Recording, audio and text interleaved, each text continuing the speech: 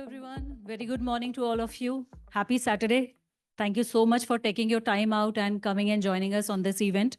I'm sure you will find it very insightful.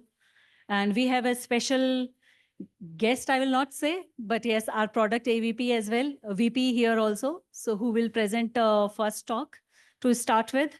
And after that, we will have 5 more talks to go with. And thank you to IBM for collaborating with us. Saurabh Mahavar is from IBM here. He's the community manager there. So thank you so much. So to start with, keeping things on time, I'll request Venkat to please come and start your talk. Thank you. Well, hello, good morning, everybody. My name is Venkat Rajaji. I lead product management for Cloudera.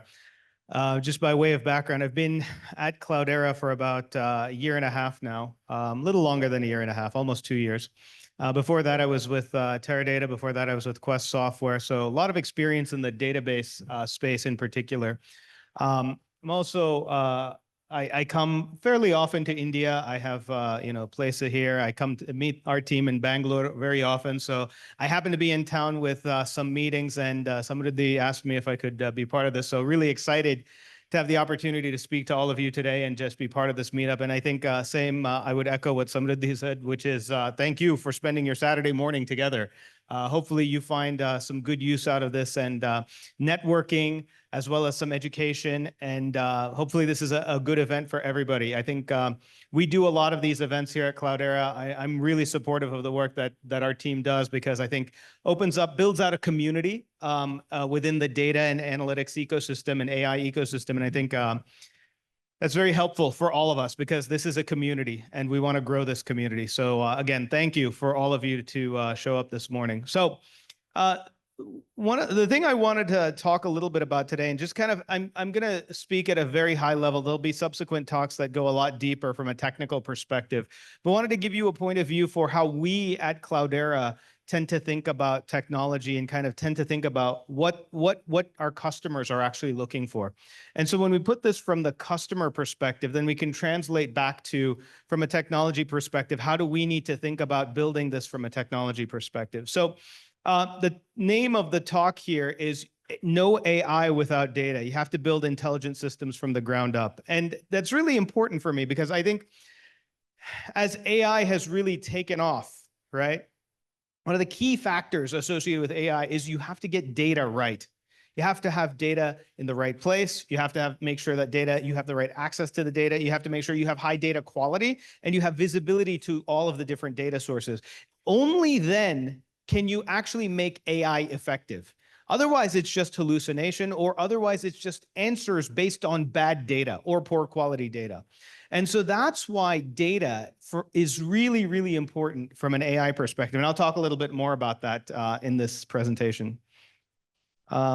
So just really high level, I wanted to give you a quick summary introduction of who is Cloudera. Okay, so what Cloudera is a hybrid platform. It's a platform that can take things from ingest, right? So when you think about the world, there are applications, databases, Oracle, Microsoft SQL Server, these types of applications and databases, DB2, must call out my friends at IBM as well, DB2, that are transaction processing databases. This is like where your ERP system might sit and things like that. And they produce high volumes of data, lots and lots of data, right? But you typically don't want to run your analysis and analytics on the transaction processing data, because that puts a load on the data. So what companies typically do is they offload the analytics from the transaction processing database, okay? And so some of the capabilities we have at Cloudera are around ingesting that data into a lake-based architecture. Excuse me. Sorry. A lake-based architecture. And so things like Kafka, NiFi, Flink, that help move the data from the transaction processing or wherever the system of record might be, and landing that into a Lakehouse-based architecture. From there, we have what we call our open data lakehouse. That's where we do data processing. Data processing means things like data cleansing, understanding the data, ETL, transformation, making sure that data is usable in some form, right? So we often talk about medallion layers of data. We talk about bronze, silver, gold. What Cloudera really does is takes that data from the source system, combines it with other data, transaction processes that data, and really is what takes it to that gold level of data that can actually be used and consumed by external applications or Cloudera applications. And so what are kind of consumption use cases associated with that? We're including things like AI. You need the data again. So this is why data right here is really important to get right so that you can consume it for AI and business intelligence. The layer that this all sits on top of is a unified governance layer here at Cloudera. We call it SDX. We've also added capabilities around data lineage and query federation as well as part of that layer. And I think ultimately the real differentiation for Cloudera is we can deploy anywhere. We deploy in the public cloud on AWS, Azure, Google, et cetera. We can also deploy on the private cloud behind the customer's firewall on any type of infrastructure. And we have a very close partnership with NVIDIA. So a lot of work that we do specifically around GPUs for the AI world as well. So that's kind of at a high level how Cloudera works and operates and kind of who we are and what our capabilities are across the spectrum of Cloudera offerings. So I think one of the things that we're starting to see, and I just want to talk to you a little bit about trends that we're seeing in the market. That's really going to be the focus of my presentation, is the trends in the marketplace. So we believe a few things.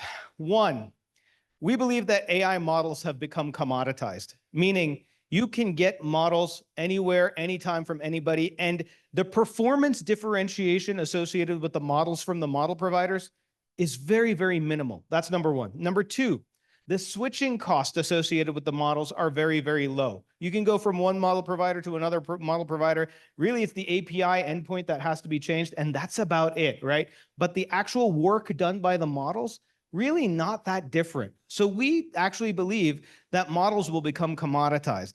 And so the real value is you can take any model at that point, but what's the value from a customer perspective? The value from a customer perspective is really around the ability to build applications rapidly, leveraging the cheapest model for performance. That's what we believe is where the market is headed.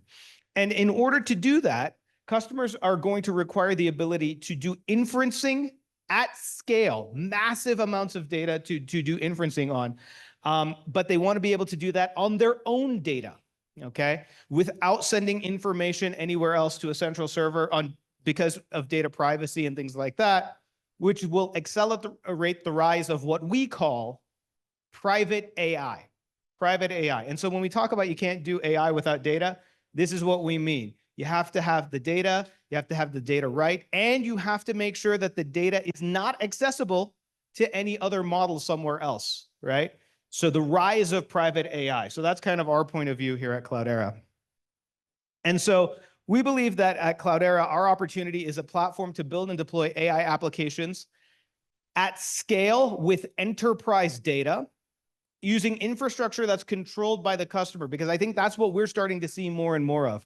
The fear associated with AI is that now companies are going to want more control over their infrastructure, and specifically control over their data.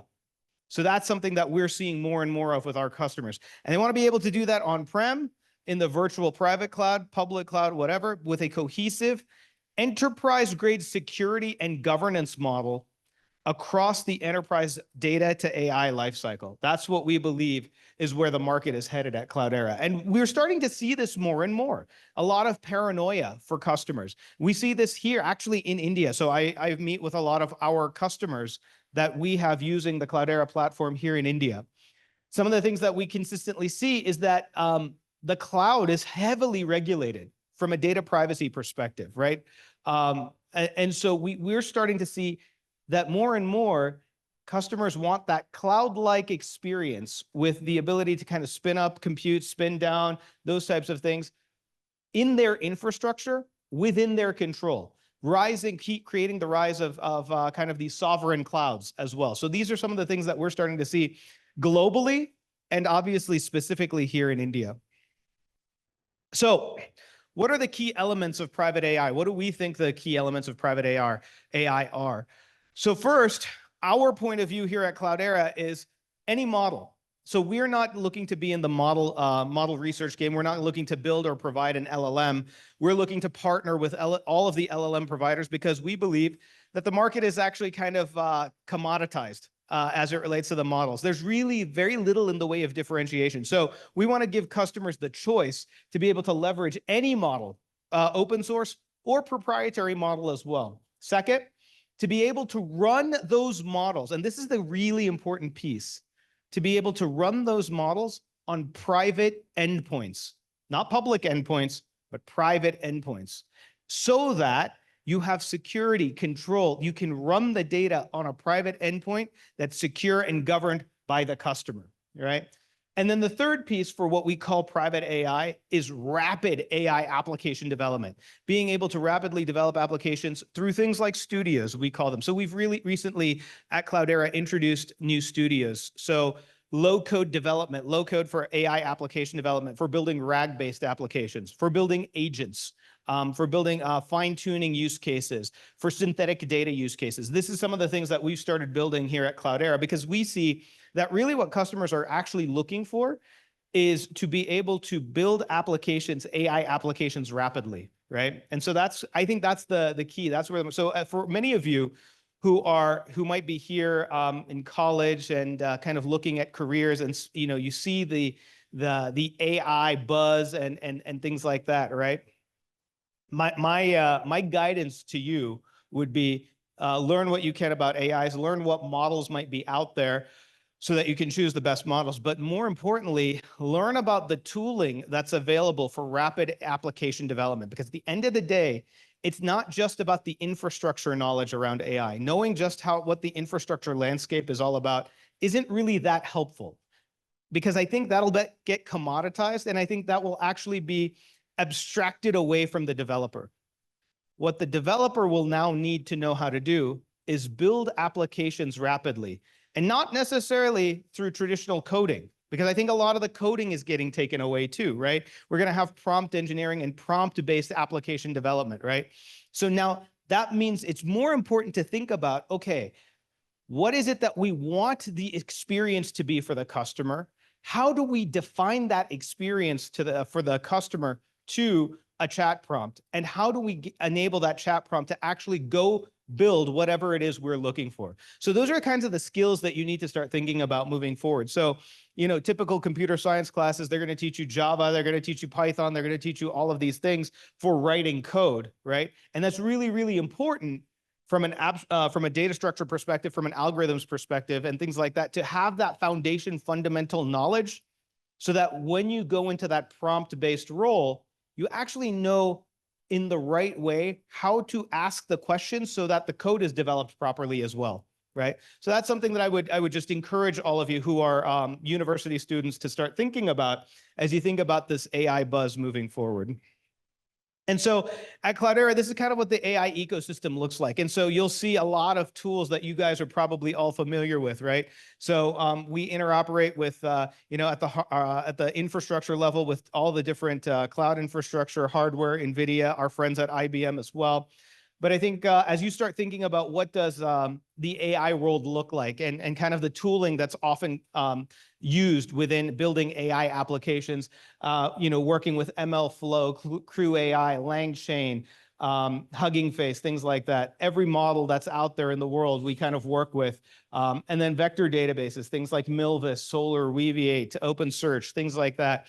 You start thinking about that ecosystem. And really what sits on top of that ecosystem is the Cloudera AI application. The Cloudera AI Studio, Cloudera AI product sits on top of that ecosystem that allows customers to register models, use those studios as I was talking about, and then be able to do inferencing at scale so that they can rapidly build AI applications and agents and host those agents through Cloudera. That's effectively what Cloudera AI ecosystem is all about, okay? And what we recently launched is a product called Agent Studio. So as you start thinking about agents, I think one of the things I would say, and this is what's also very important, right? And this is why I think AI doesn't always solve the world's problems. We kind of have to have brains to think about what we should use when. So for example, when do you use agents versus when do you use RAG, right? You don't need to use agents for everything because in certain use cases, RAG is probably good enough. RAG is going to be used when you're looking to answer questions. When you have a question, you want a response, you want to have a conversation, you want to do more analysis, right? In analysis-based use cases, RAG is actually the framework that you should be using, okay? Agents are used for a different use case. You don't use agents for everything, okay? You primarily will be using agents to orchestrate workflow, to automate process, right? To make things go faster so that you don't actually have to go do that, right? Now, you want to perhaps put governance on these agents. You want to be able to see whether or not you want the activity taking place or not. But the point behind agents are to actually make the workflow more efficient and faster so that the humans don't have to get involved in the actual execution of the workflow, right? And what you'll see is that the use case for agents versus the use case for RAG, very, very different use cases. So just something to think about. Every 6 months, not every 6 months, every 3 months, there is a new innovation inside of the AI space that is going to take over the world, right? It was RAG, it was ChatGPT, then it became RAG, then it became agents, now it's MCP. The reality is they are all used for different purposes and for different use cases. And so think about not just the tooling for the sake of the tooling, but think about how that tooling is going to be applied from a customer endpoint perspective, from a customer use case perspective, and what use cases make the most sense with what tooling. So that's something I would encourage as you guys are all learning and kind of growing in your careers, really start thinking about not just the tools for the tool's sake, but the tools as they are applied to the particular use case for the customer. And this is kind of what we do with Cloudera Agent Studio. It's a platform for helping customers rapidly build agents as well. So we would love to be able to show you some of this and have you guys play around with this. But really, the focus of the talk, I had to start the talk around AI because that's what everybody's talking about today. So you kind of have to understand that. But here's really where the point of this talk really gets into the mix here, which is, Parker Harris, who is co-president and CTO at Salesforce, he said this: in a way, this AI revolution is actually a data revolution because the revolution wouldn't exist without the power of all of that data. And so this is something I often say. I say it internally within Cloudera. I say it all the time to customers. And the reality is you cannot do AI without data. Cannot be done. You can't do AI without data. And so that's why, well, we're all excited about the AI revolution, as we are at Cloudera too. You really can't do AI without getting the data right. And so that's really what I wanted to focus on here for the rest of the second half of this conversation. And so what we see is kind of something that looks like this, right? So I was talking a little bit about where does data come from? Data comes from transaction processing applications, source systems, things like that. They kind of go all over the place, right? So you might have these, and you also would think about this is that over history, companies invest in many different architectures and technologies over time, right? So the first phase was to offload analytics data from your transaction processing system because you were putting too much load on your transaction processing system. So what did we do? We created these data warehouses, these high performance compute data warehouses. So we're like Oracle, OLAP, Teradata, Vertica, all of these other companies, maybe you've heard of them. That's really how they grew up. They grew up as really a high performance data warehouse, high performance computing data warehouse. That's really where they started from. And then architecture started changing, and then we realized we don't need to store all of this data in really, really expensive block storage attached with the engines, right? With the compute layer. So what we decided to do was, yeah, we don't need that. Why don't we aggregate all of the data into these file system structures, right? and then bring your own compute that operates against that file system structure, right? So we had these big data distributed systems, right? So that was something that we started seeing more and more of, right? These big data distributed systems like Hadoop, like other things as well. That was really their purpose, is to reduce the total cost of ownership, because these high performance compute data warehouses were, one, really, really expensive. The second element is that people wanted to build their own analytics as and when they wanted to in an ad hoc fashion. So that created what were called data marts, right? So to reduce the total cost of ownership across the customer base, the industry evolved into these big data distributed systems to support lower cost storage of the data and the ability to self-govern and self-service on the application and to build out your reporting and analytics and things like that using these big data distributed systems. But then we got into that second phase. The second phase of the big data revolution really started talking about cloud, right? So we're going to move all of our data to the cloud. We're going to store everything on S3 object stores, ADLS object stores, et cetera. And we're going to have these proprietary lakes, right? So these proprietary lakes, you give us all of your data, we'll run the processing, we'll manage everything and host it for you, right? Well, that's a problem because you lose a lot of the governance associated with the data. And so now we started seeing this Lakehouse-based architecture, which is store all of your data, land it into an S3 object store, use an open table format like Iceberg to be able to query against that data in a seamless and easy to use fashion, right? So here's the reality that our customers are dealing with, and I'm sure IBM's customers and the industry at large. The reality is, in the customer space, they're using all of these things. They're not just using one of these things. They're using every single one of these things. Every single one of these things is the reality within our customer space, right? And so what does that mean? Well, it means that data is everything, everywhere, all at once. The data is across the entire ecosystem of the company on many different systems. It's heterogeneous. It's all over the place. It's impossible to know what to do, how to govern it, where it is, how to use it for AI-based use cases, right? So how do you actually make AI effective in this reality that our customers are dealing with, where data is all over the place, right?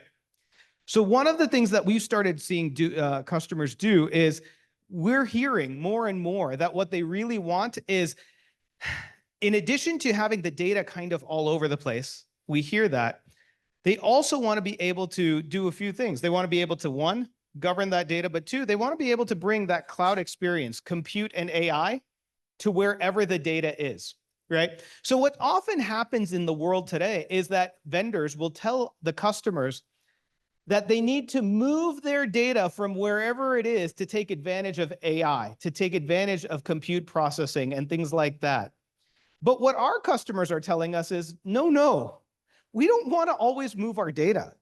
We would rather have the cloud-like experience of separation of compute and storage, the ability to spin up compute clusters whenever you want to on an ad hoc fashion.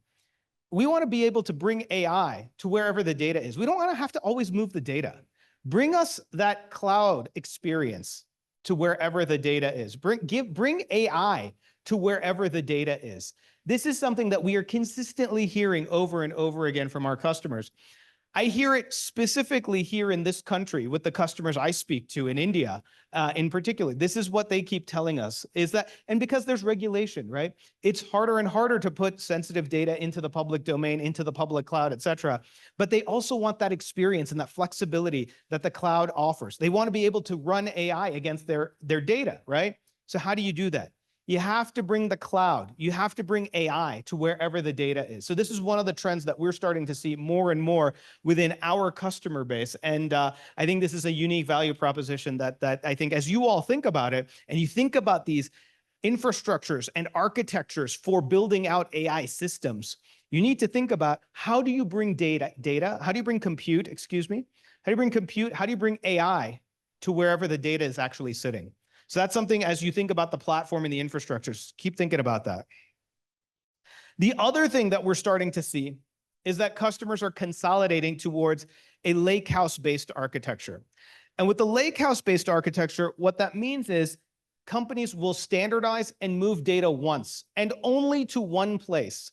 They will move all of their data to an object store sitting somewhere, and they'll use Iceberg as the table format for interoperability. And so without throwing away the investments in the engines for their high compute performance, their proprietary data lakes and things like that, whatever engines they have, they will read, write against that unifying layer, that Iceberg layer. So really, that becomes the big file system for the entirety of the company, right? So I don't know if for those folks who study databases, database architecture, and are really into hardcore databases, one of the things that I think is happening in the world is with Iceberg in particular, one of the foremost open table formats. So as you guys are learning and you are computer science engineers and students and things like that, highly encourage you all to start learning about Iceberg as the open table format, okay? Iceberg is really, it's a specification, it's an open source specification supported by the Apache Foundation, number one. Number two, the purpose behind Iceberg is to be a unifying layer so that database engines can read and write against that same data using a protocol called the REST Catalog API. Okay, that allows for governance and security, but for any engine and any engine interoperability. So one of the biggest problems we have in the industry is as every company uses all of these things, you have data interoperability problems. Iceberg becomes that unifying layer where the data is interoperable and any engine can read and write against that unifying layer. And the data is stored inside an object store or series of object stores that are governed by that unifying layer or the data management layer called Iceberg. So that's one of the things that we're starting to see. So if you do something like this, and we have customers that are doing this, what that enables them to do is standardize and consolidate, put all of their data in one location, managed and governed by Iceberg. And so one of the things that we're starting to see as you are learning more and more in your college, university, and computer science and learning about Iceberg, you'll start to see that as Iceberg is evolving, it's starting to look and feel a whole lot more like a traditional database file system. So I believe, and this is my provocative statement, I believe that Iceberg is going to be the file system of the future for the entire data estate, irrespective of the database engine that you use. I actually think that's where it's headed. That's where the market's headed, but we'll see. But again, something you guys should definitely learn about moving forward. You had a question? No, Iceberg, the specification was not acquired by Databricks, but the founders of the company Tabular, and Tabular, the company, was acquired by Databricks, and it is the founders of the company Tabular that created the original Iceberg specification. With that said, it is still an open source specification, and there are many other companies that are involved, including Amazon, Snowflake, Cloudera. Many, many companies are involved with the Iceberg specification. But yes, the founders of the Iceberg spec were from Tabular. So the other thing that we're starting to see companies do as well is they actually want to be able to query data where it is, right? So it's this data fabric or data mesh to be able to process data wherever it is so that you don't actually have to move data. This is yet another trend that we're starting to see so that from a governance perspective, you don't have to always move the data. You can let the data sit where it is. And then there are things like query federation. Query federation, like if you've heard of Trino. Trino is a SQL engine that allows you to actually run a query, join data from different sources, and process that data, return it back, run the joins, and actually show output as to what's actually coming across multiple different data systems, multiple different databases. Really, really powerful database engine. And additionally, when we start thinking about data fabric, we also want to think about data governance. We want to think about lineage. We want to think about quality of the data in all of the different systems, right? So this is something that we're starting to see a whole lot more as well from a trend perspective. So this is when I say you can't do AI without data. These are the things that you need to think about is think about the data architecture that enables AI moving forward, right? And so thinking about centralization, thinking about federation through the data fabric, these are the kinds of trends you need to think about. And these are the kinds of architectures you need to think about when you're thinking about, okay, what does it mean in order to build an AI system? What does the AI ecosystem need to look like? What does the compute infrastructure system need to look like? What does the data architecture need to look like across the enterprise to actually make that happen? And so when we really talk about enabling modern data architectures, this is really what Cloudera offers, is our enterprise AI layer, our open data lakehouse layer for data processing, data engine, and really built on top of Iceberg, that governance layer to be able to run on any type of infrastructure. This is really who Cloudera is. This is what we do. So you can kind of start to see, as you think about at the top level, building these enterprise AI applications at the very top level, you have to think about all of these other layers, right? You have to think about, how do we process where does that data, how do we bring the cloud and the AI and the compute to wherever the data is? How do we manage and govern that data in a centralized way? How do we manage and govern that data in a decentralized way? And how do we enable the data processing, the data quality, the data, the ETL, the bronze to gold medallion, through a lakehouse-based architecture, through engines, through lifecycle analytics and things like that, that allow us to get the right data to be able to take advantage of and make AI effective for the enterprise. That's really the things you need to think about as you think about the AI revolution, and we're all going to be AI apps developers building on prompts and things like that.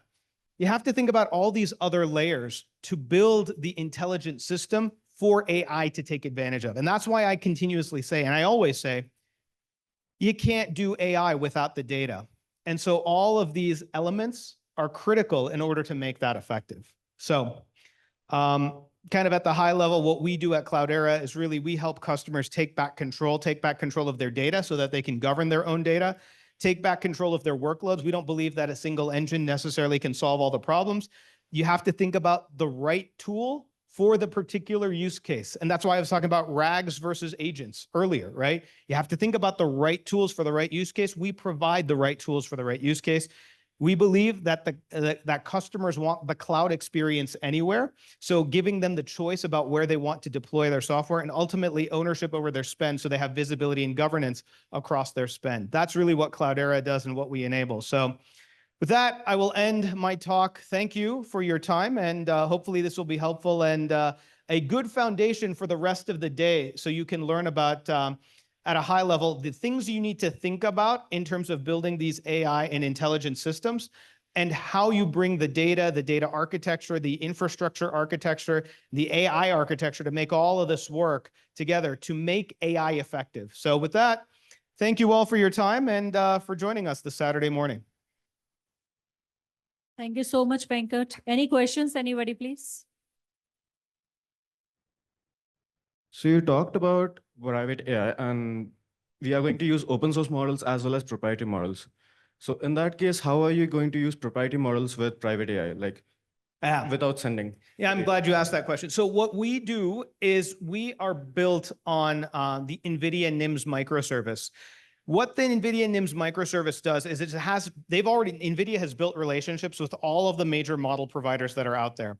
What they do is they actually can take those models, run it within their microservice that are optimized for the NVIDIA architecture.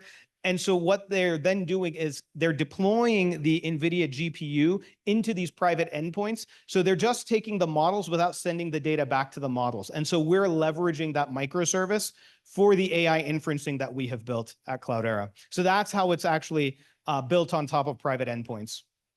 Thank you. Yeah.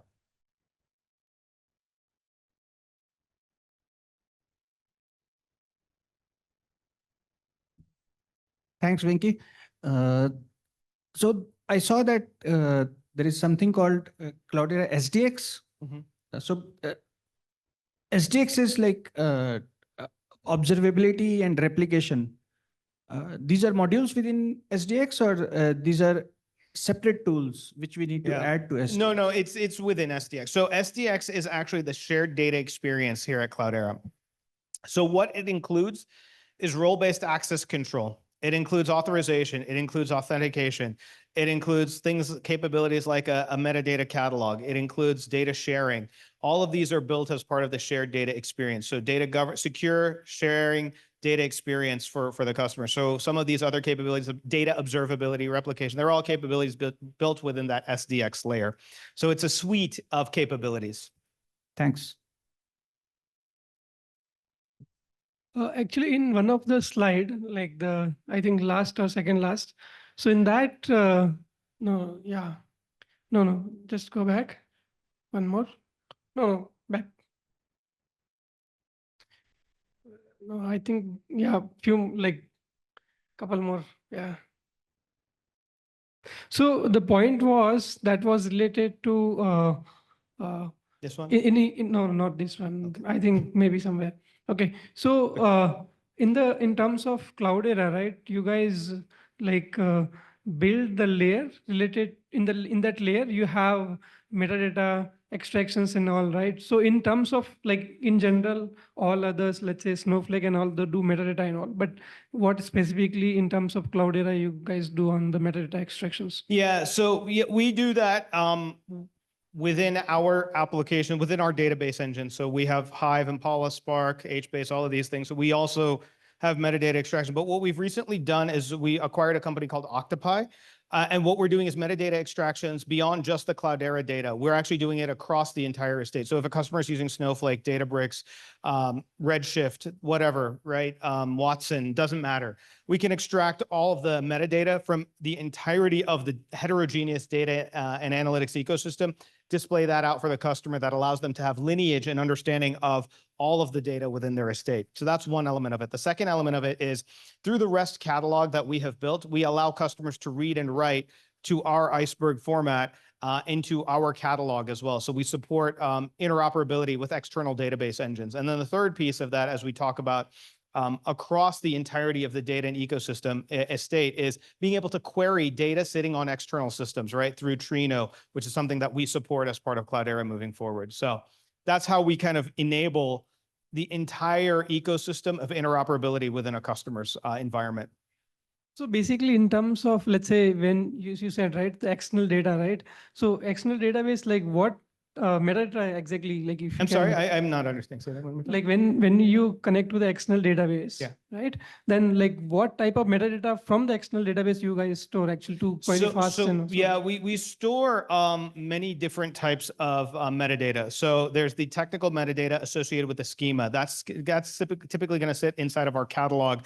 If you're familiar with HMS, the Metastore, that's one of the catalogs that we have where we're storing the technical metadata, the schema information, and things like that for routing of queries, for example. That's one. The second thing that we're also getting is some metadata associated with the schema, but also the code, the stored procedures, the API, the JSON, all of those things as well.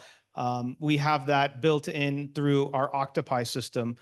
So we're actually able to see many different things. The SQL queries, the metadata associated with the SQL queries themselves, the stored procedures, all of that code, we're also able to capture from a metadata perspective. And then the business metadata associated with things like a policy, data dictionary, things like that are all things that we would be capturing. So the three levels of typically companies talk about three levels of metadata: the technical, the operational, and the business metadata. That's really what we're capturing here at Cloudera in different ways, actually, for different use cases. One last.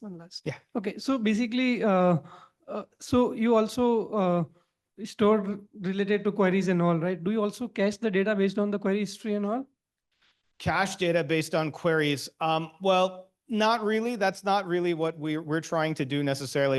From a metadata perspective, we're really trying to capture the queries themselves, understand how they're being used, so that from a impact analysis perspective, I'll give you the use case behind that, because I think it only makes sense when you explain it from a use case perspective. Here's what typically happens in companies. An application somewhere builds a new feature, okay? And when they build a new feature, that's typically a new field or a new column in a table somewhere, okay? Or a bunch of columns in a table somewhere with a bunch of business logic associated with. That's typically what a new feature actually means in an application. And then what happens is all the data gets moved from the application to the Lakehouse to some BI system running on, say, I don't know, Click, data visualization, there's something, right? There's some endpoint where the data is visualized for BI and dashboarding and analytics purposes, right? Now, here's what happens. Because of that new feature, all of the analytics and reporting breaks because nobody understood what happened. And so now you have to actually look at the SQL query to understand what was missing in the SQL query. Was it a hard-coded join with particular columns, or was it a select star? And do we need to refresh the select star to make sure that the new feature, the capabilities in the columns that came from that new feature are going to show up inside of the database? And this is where like 90% of company problems happen, is when applications build new features that nobody knows about downstream. And that's why you need to capture operational metadata. I can see some of these trying to kick me off the stage, so I can go on for hours, but I have to also catch a flight. Thank you so much, Venkat. Amazing talk. I'm sure everybody must have enjoyed. All right. Thank you, everybody. Appreciate it. Thanks for your information, your attention, and good luck to all of you. With that, we'll move to our next talk for today. It is, I'd like to call Rajesh Kumar Mishra. He is Senior Manager Engineering at Data Services Platform. And today he will talk over multi-agent evaluation in the realm of AI. Good morning, guys. Wow. Okay. How many of you are from the leadership?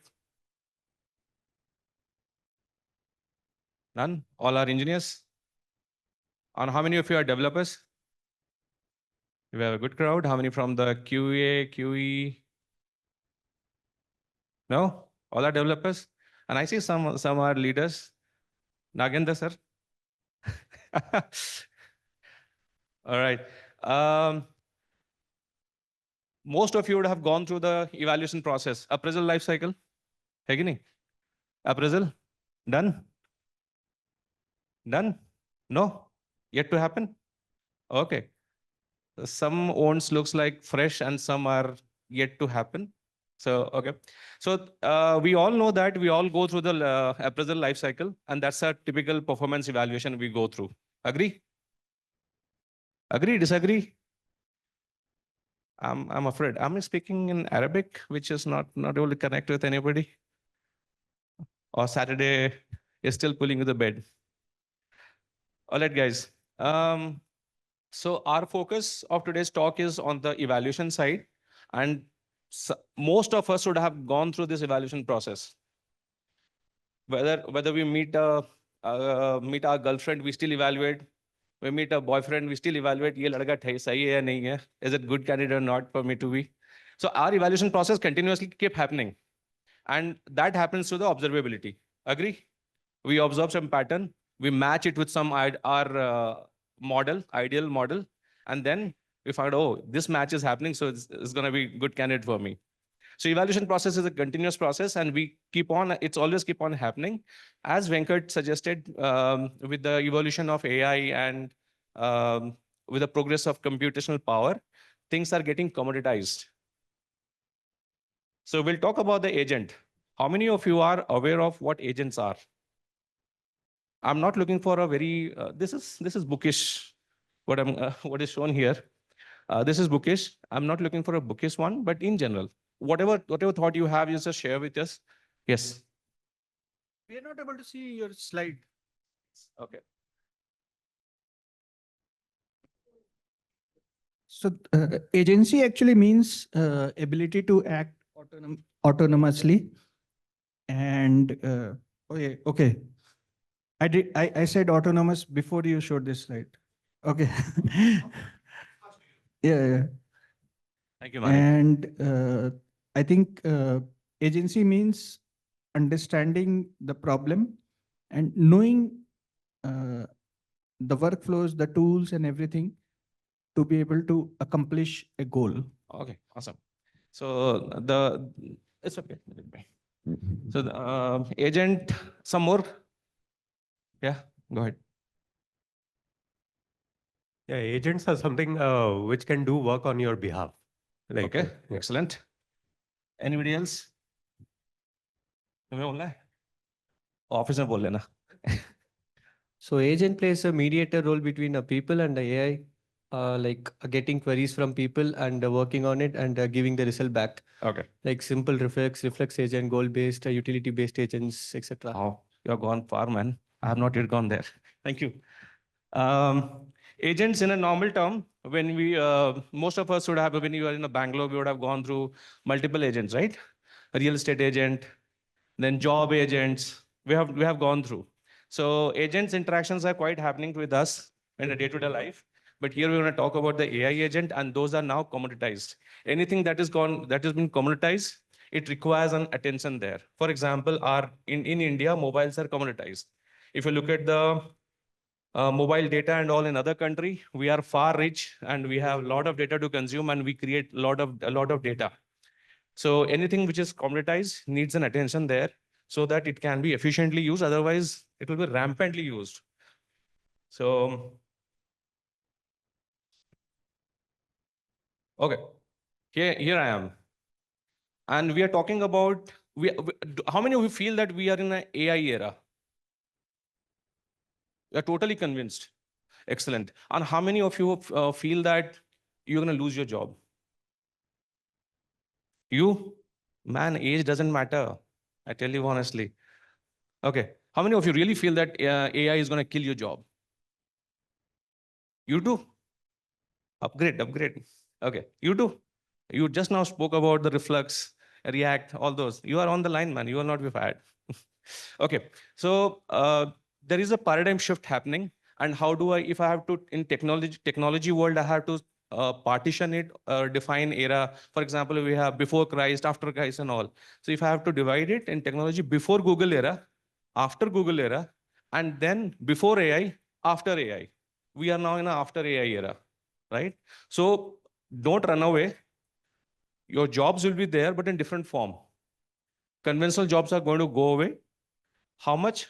The time will tell. I'm not from the Gartner, so I don't have that data to speak about. But trust me, if you upgrade and upskill yourself, your job is secure because we just now look at it, how things are happening. Okay. So today's talk, agenda of today's talk is we'll talk about how paradigm shift is happening. The sooner we adapt it, better it is for all of us. And each and every field, you name it, their AI has already infiltrated. So better enable yourself with the AI and be part of this flowing system. Then we will talk about what are the typical problem, why most of the AI initiatives are failing. We'll talk in detail about that. If I take a lot of time, just pause me because there's a demo also in the last. Then we talk about the observability. Just now we spoke about, I started with the observability and how do we evaluate. That is an important part of our life. We observe everything, whatever comes on our way. So observability and evaluations go hand in hand. We'll talk about the agent and one use case, and I will talk about that. How do we evaluate that also?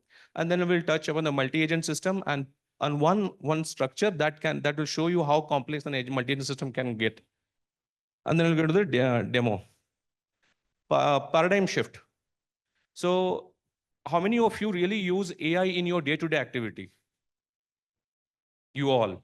And being a developer, Cursor, or Copilot, Google Colab, all these are happening. How many of you feel that code generated is absolutely correct? Or before using your AI tool, how many of you feel that it was taking X amount of time and after that, how much time it has reduced? Go ahead. So basically we use Cursor and Copilot. It depends on how good you are at prompting and everything, but it still reduces the time by an extreme amount. So what the boilerplate code, you can use it to understand better approaches. You can you can review your own code. Then there are multiple things that it makes it a lot faster. Okay. So it'll catch bugs much faster and all that. But the All right. core logic is yours still. Correct. Core logic is ours. Thank you. Thank you, Samriddhi. Okay, core logic is ours. So I'll roughly tell your 70%, 50 to 70% of your time is saved. Agree? That means it is going to speed up your activity. But still you have to be vigilant about your code because business logic is yours, pattern, design, and everything is yours. Slowly that will learn and it will add up to our overall productivity. But it is not like that we are absolutely relying on it. And the code generation, it needs our monitoring also. That is what is called the non-deterministic approach. That means code which is generated is not deterministic, right? But whereas we have been living an age as a human, by nature, we are non-deterministic. We have a lot of expectation from each other, but we hardly match those. My wife has a lot of expectation from me. She wanted me to be there in home so that I can help her in the house chores, but I'm here. So that's a non-deterministic in nature, right? So similarly, and then we shifted our approach from being a non-deterministic animal, which we wanted everything to be deterministic, and software came into picture. And whatever in the software, traditional software, whatever input is given, same output, as many times you give, you will get the same output there. With the introduction of AI, we are again going back to the non-deterministic era.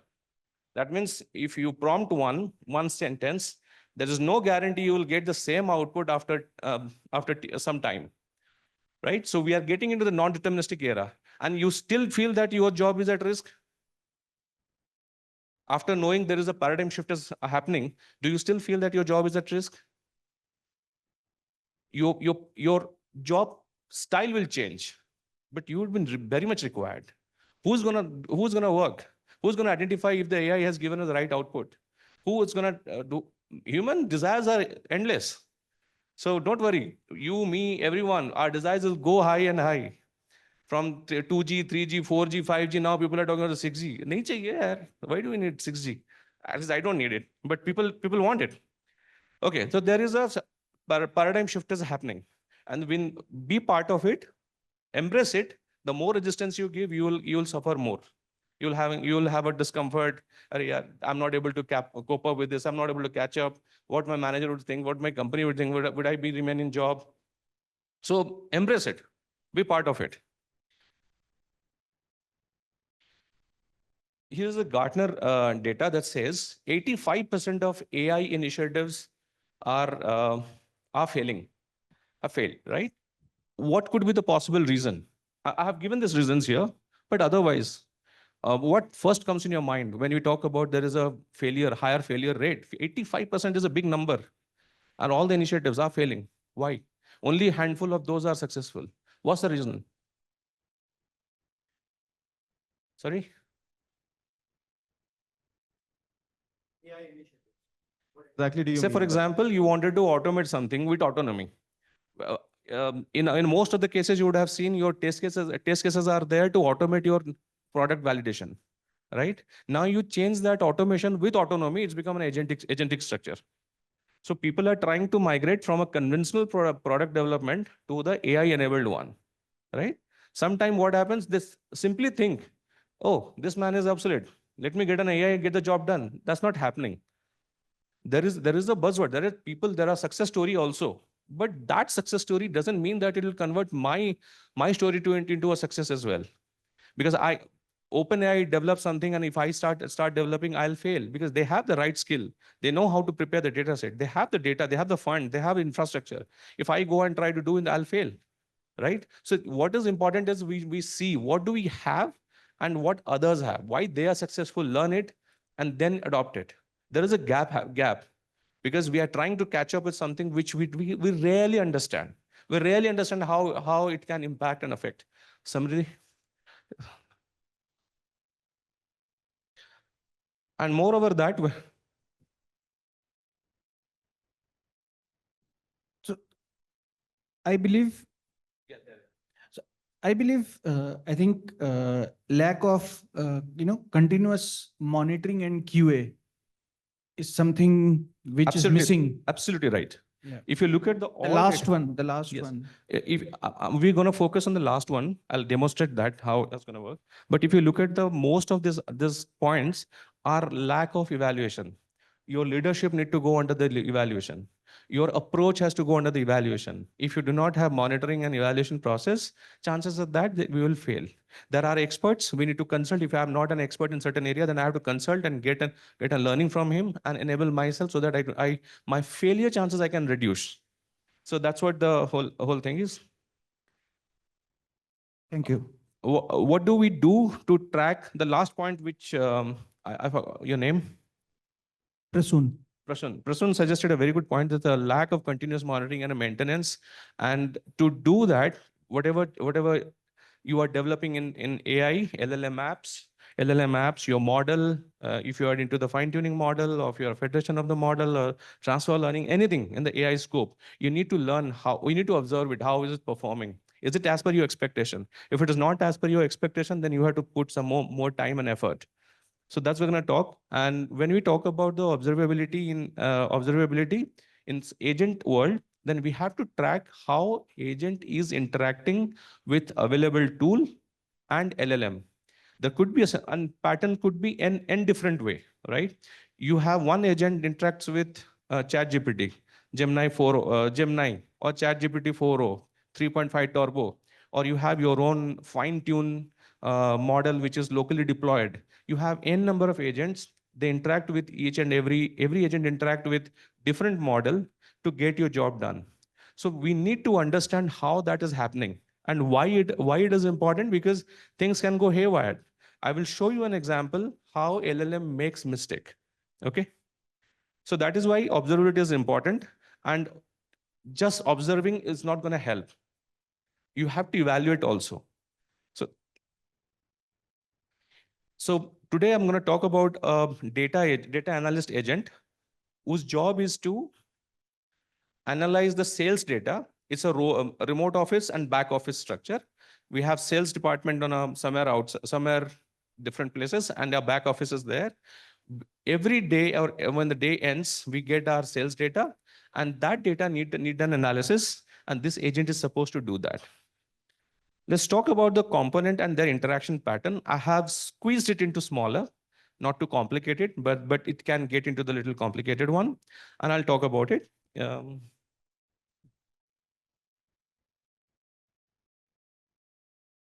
You see here, there is something called router. This router is nothing but your LLM, which is a brain of your agent. And these are the tools: data lookup tool, data analysis tool, and data visualization tool. Why do we need 3 different tools? Because data, when it lands, it could be in a different format. It can be Parquet, it can be XML, it can be a CSV file, it can be Excel, or any format. But I need some tool which can interpret that. And based on the file format, my tool also going to change. This tool is going to change, right? So these are basically tool, and which tool to use for what purpose is been decided by this router, which is nothing but a LLM model. Okay. And how many of you feel that LLM is always right? LLM is not boss. There's the thumb rule, right? Rule number 1, your boss is always right. Rule number 2, if your boss is wrong, follow the rule number 1. So LLM is not the case. Okay. So this is a typical look of our agent. Any question on it? How many of you got this agent, what it is trying to do? You got it, excellent. Now we talk about the evaluation. Okay. So in this case, what we have to look for the all integration part, the interfaces, those are coming into play and where things can go wrong. So here we have, first one is your router. A router makes the call to the different tool. If that goes wrong, then you have to course correct it. That means something is wrong in your implementation. Your prompt is wrong, or the way you are dealing with it. You have to be more explicit in terms of your tool invocation. That has to be well defined.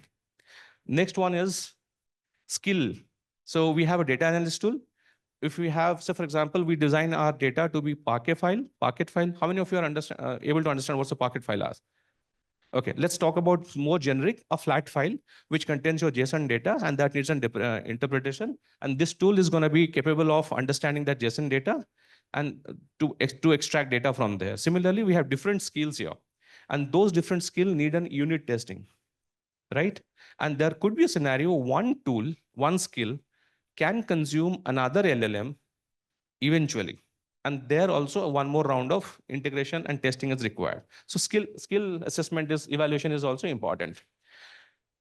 Agents plan evaluation. So whenever we run this task, there is expected thing is in certain order: data lookup tool, data generation tool, and then visualization tool. This should be the order of execution. But there could be a scenario when your data, we will see that in live. There could be a scenario LLM interprets and it picks up wrong order, wrong skill. So that plan will go haywire.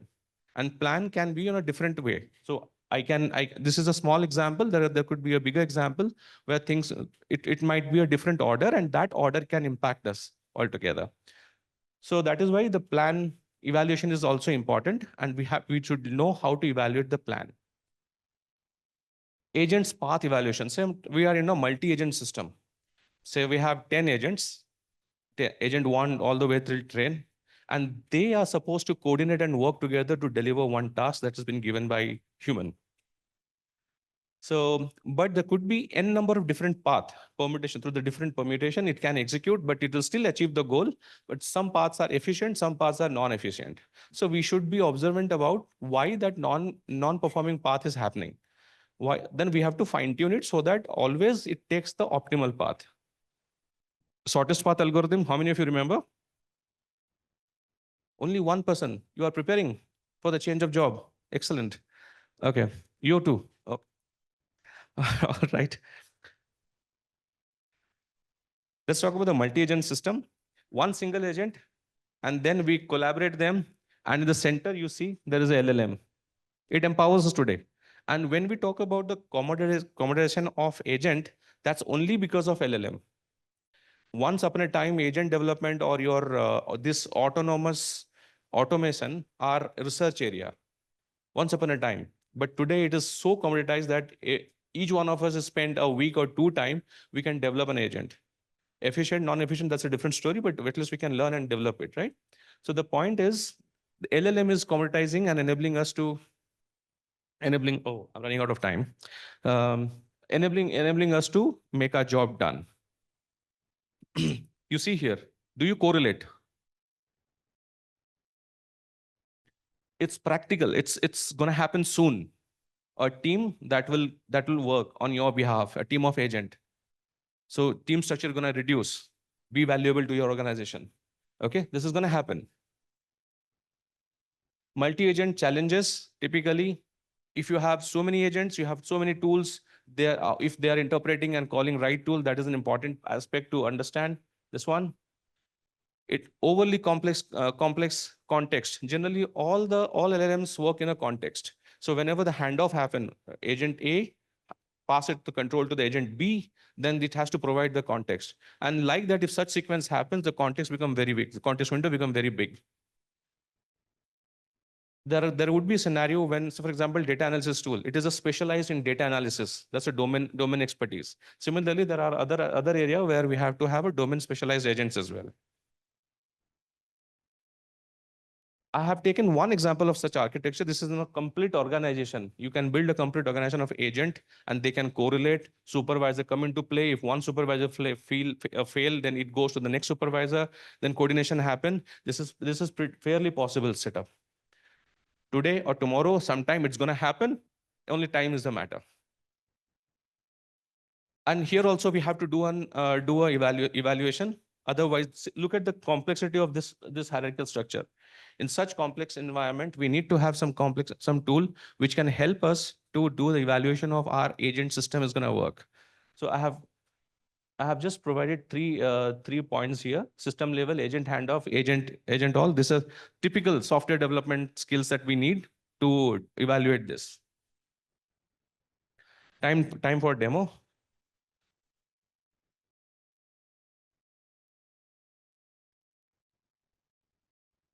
Okay. I have used the Arise Phoenix to demonstrate this, and I have made my hands dirty. So I just wanted to show you something here quickly. And sorry, if you see here on the top, these are the evaluation parameters. These are the evaluation thing. You see here, tool calling evaluation is fallen short. It has 0.88% success rate. Right? So if you look at it, how does that work? We go to the score.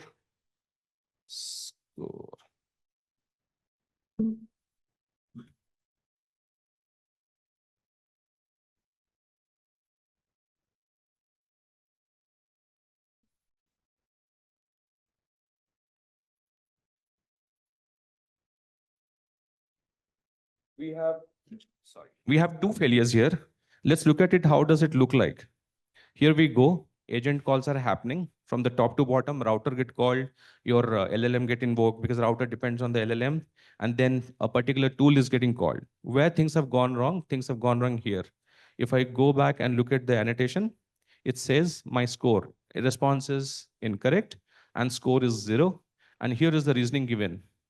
It is supposed to call a different tool, but it called another tool.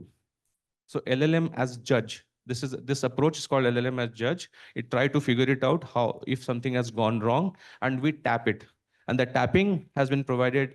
We have to write a code, but the facility of saving your data frame into the tool has been provided by the platform. That is Arise Phoenix. So similarly, we have multiple observations here, evaluations, time, token, and everything. And if I show you something here, if you there are 7 queries I have made, and out of 7 queries, this is how it looks like.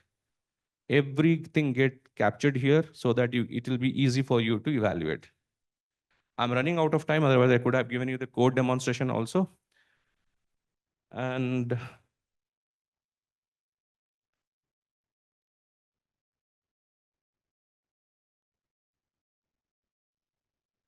Q&A. Over to you guys. Bang on time. So much. Thank you. So we have 2 questions from what presentation you have seen as of now, and you heard Rajesh very well. So first is, can LLMs perform any task on their own? Yes or no? No. You're getting this. Next is, are LLM-based apps deterministic in nature? Yes, Sushil. Thank you, Sushil. Thank you so much, Rajesh. It was really great presentation. Good interaction. Can I just take a few questions? Any questions you have, if I can help you? This is Arise Phoenix. Yes. So what's the difference between observability and evaluation? Observability, your data record. That means how it has performed. It records your data.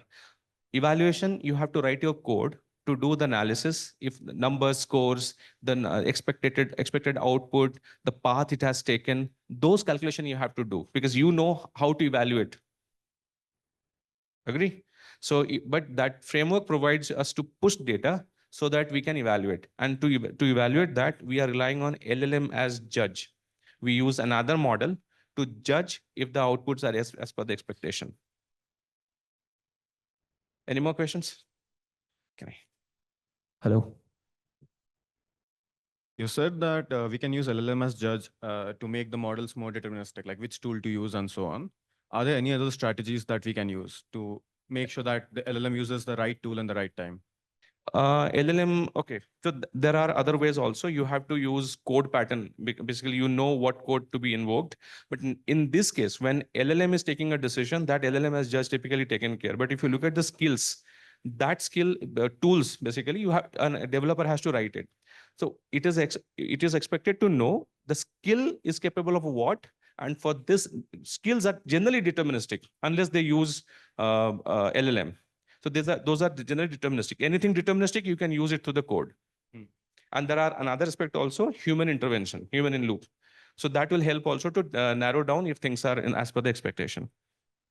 Can we have something for a workflow that we know is going to go in a certain way? Can we have guardrails around that? Yes. At this point, you can use Yes, we have to have guardrails in the toxicity for kids uses. If data is not breached, privacy is not breached, ragas is one such case. There are a few guardrails. LLM guard is one such case. That also get integrated with the tool. But I have not tried with the Rise Phoenix, but I have tried that on Langfuse. So Langfuse natively interact with that. I'm pretty sure there would be a way to do it with the Arise Phoenix also. But Langfuse, I have tried it out. Thank you. All right. Thanks, guys. Happy weekend. Thank you so Bye-bye. much, Rajesh. Thank you, everyone. With this, we'll move to our next call for today. And it is going with IBM. We have Ritika Agrawal from IBM to present. Over to you, Ritika. So yeah, I'll just start with my quick intro and stuff. So, well, I'm Ritika. So I along with my colleague, will be kind of talking about, like I've heard of the term of open lakehouse and So we are building Open Lakehouse for some time. So like our main basically objective would be, we'll talk about for even building the Open Lakehouse, what exactly is the Open Lakehouse? For even kind of doing stuff for the Open Lakehouse, you need a base, like you need some query engine, you need to have the data collected. So what all you have to do. So as part of that, I'll be focusing mostly on like, we are building Open Lakehouse with Presto. Like Presto is one of the SQL engine that I'll be kind of focusing on. And along with me, my colleague, he'll be focusing on how we are building the basically Open Lakehouse using Presto. So yeah, that's pretty much what my talk is about. Okay, so the topic is, yeah, as I said, it's unlocking the Open Data Lakehouse. And specifically, I'll be talking about the Presto with Iceberg, which would basically cater the Open Lakehouse solution. So yeah, this is the agenda for my talk. So I'll be talking mostly about what is basically today's data engineer challenges, and then we'll see what is Presto basically, what it is, what it does do, and why it is needed, and how is it even beneficial when we have like multiple other things available. And then we are doing something basically which we are calling it Presto 2.0, which is an advancement of Presto engine itself. So which is basically Presto C++. So I'll be kind of talking about a little bit of that so that you get an idea about, I think if you are in the data space, you might have heard of like Presto already. If you haven't, I think you'll get a good gist out of this. And then like with the next topic of my talk would be on the C++. So this is to kind of give you the idea about what is happening with the Presto community. Like right now, what is our focus and how Presto C++ is kind of an advancement for what is already existing with Presto. So yeah. So,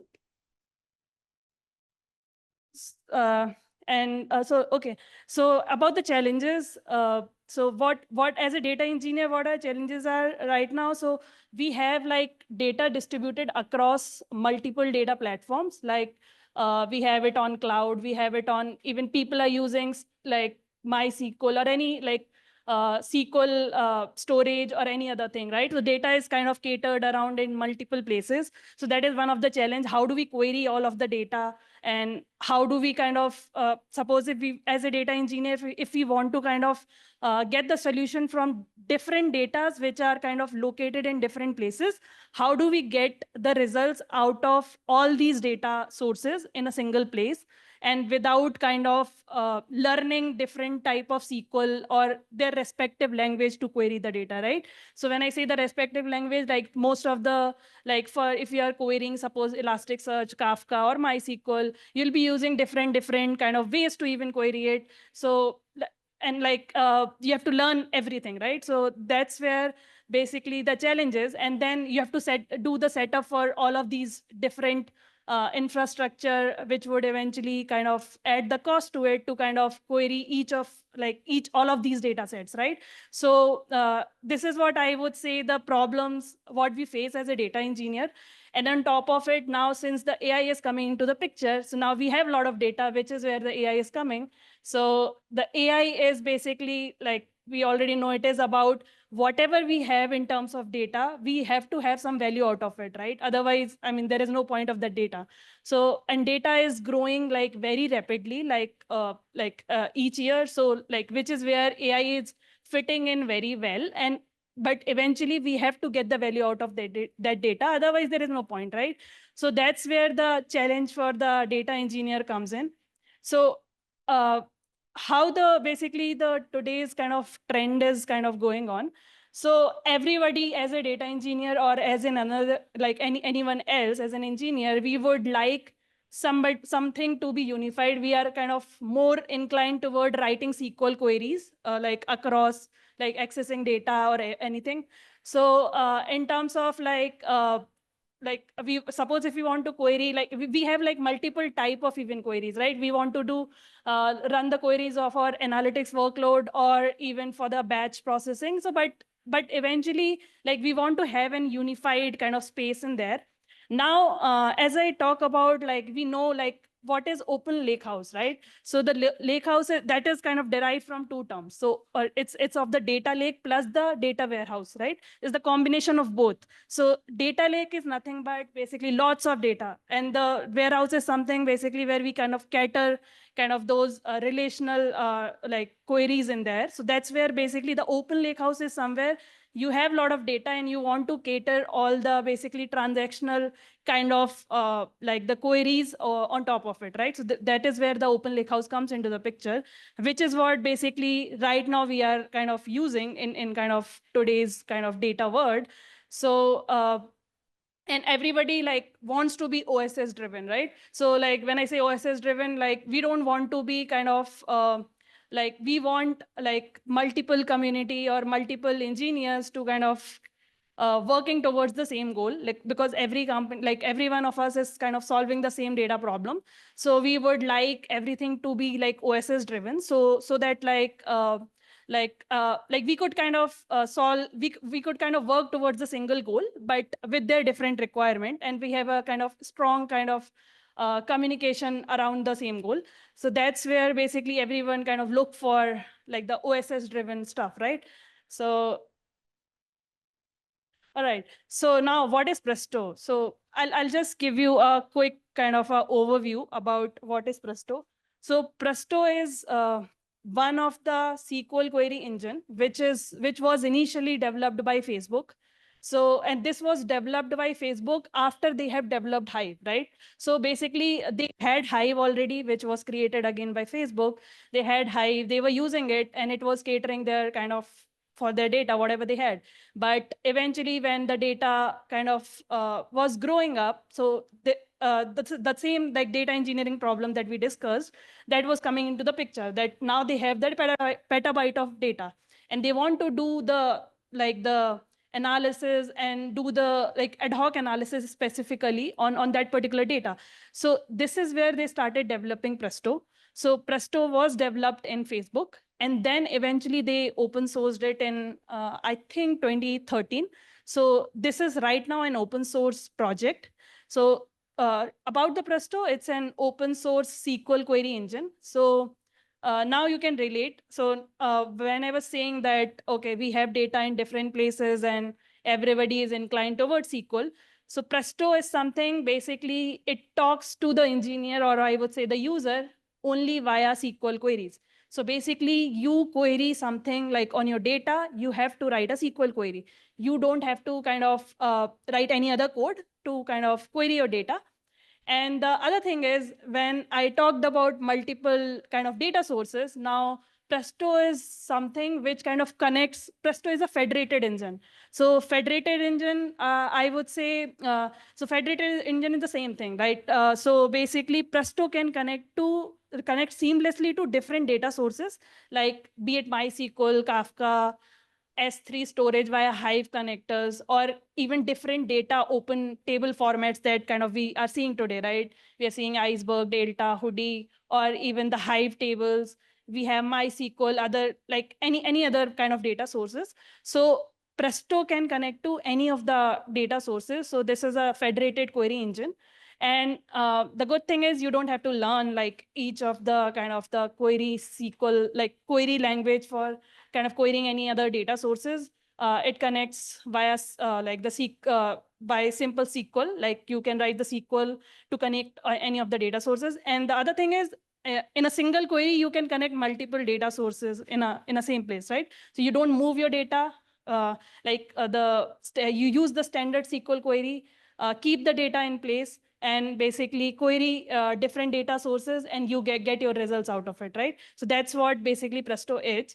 So Presto was, as I mentioned, it's basically you guys might have heard of Trino. So that's also a fork from Presto. But the basically the Facebook managed Presto, which is open source. It's called PrestoDB. So they are now like two different community now, but that's how basically it is. So yeah, I talked about like the data sources and stuff, like, but this is like one slide where kind of it talks about like multiple data sources. So I kind of put in some of the data sources that when you're using Presto as a, like for your data analytics or the ad hoc query kind of workload, these are the some of the kind of data sources it can seamlessly connect to. And you can just write a SQL query and kind of query any of the kind of data source in there. All right, so I think this is pretty much I covered. So basically, yeah, why Presto? Yeah, we see the advantage, right? So we see like one SQL, single SQL language. As a engineer or as a user, I don't want to do a lot of setup, or I don't, if I want to kind of connect to different data sources altogether, I don't want to go through like checking the setup or even learning anything new. So basically, there is just one language, one setup. You have to just drop in few configs and you are good to go even to connect to a different kind of data source in there. So yeah, and in terms of like, yeah, since it is a, as I mentioned, it's a query engine, it's a full in-memory query engine. It does not store any data. And it's basically, it's an MPP kind of setup, which kind of distribute your query to kind of different nodes across for like any query. So it is pretty fast, efficient, and reliable. And basically, so basically, which is where basically the effectiveness of this particular Presto, like executing query with Presto comes in.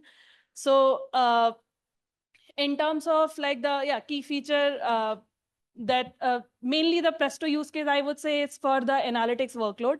You can do your batch workload as well. I mean, because it's ultimately it's a SQL engine, right? But the batch workload, since I said it is an in-memory kind of engine, so I would say it is kind of more effective for the ad hoc query and the analytics workload.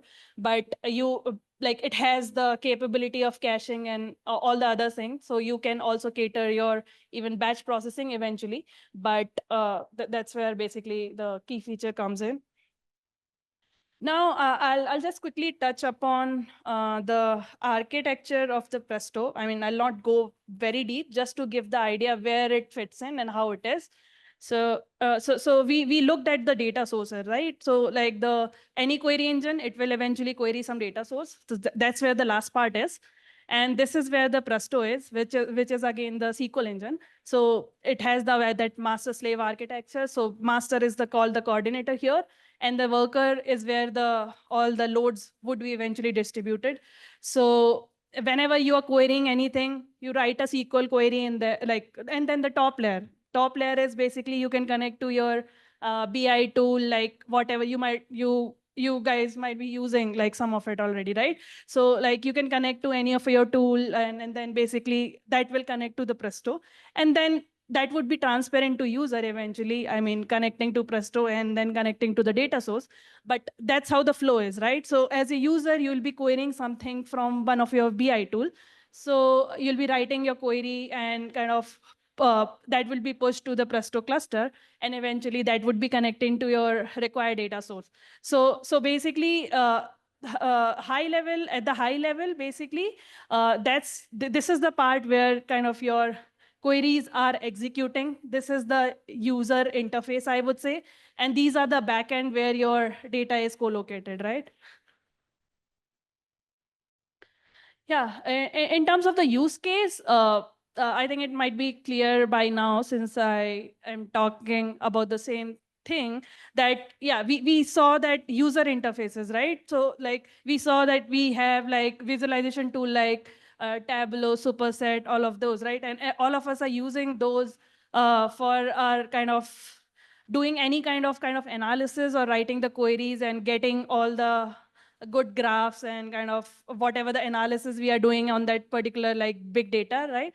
So Presto is connecting to a BI tool and eventually are doing the dashboarding out of it.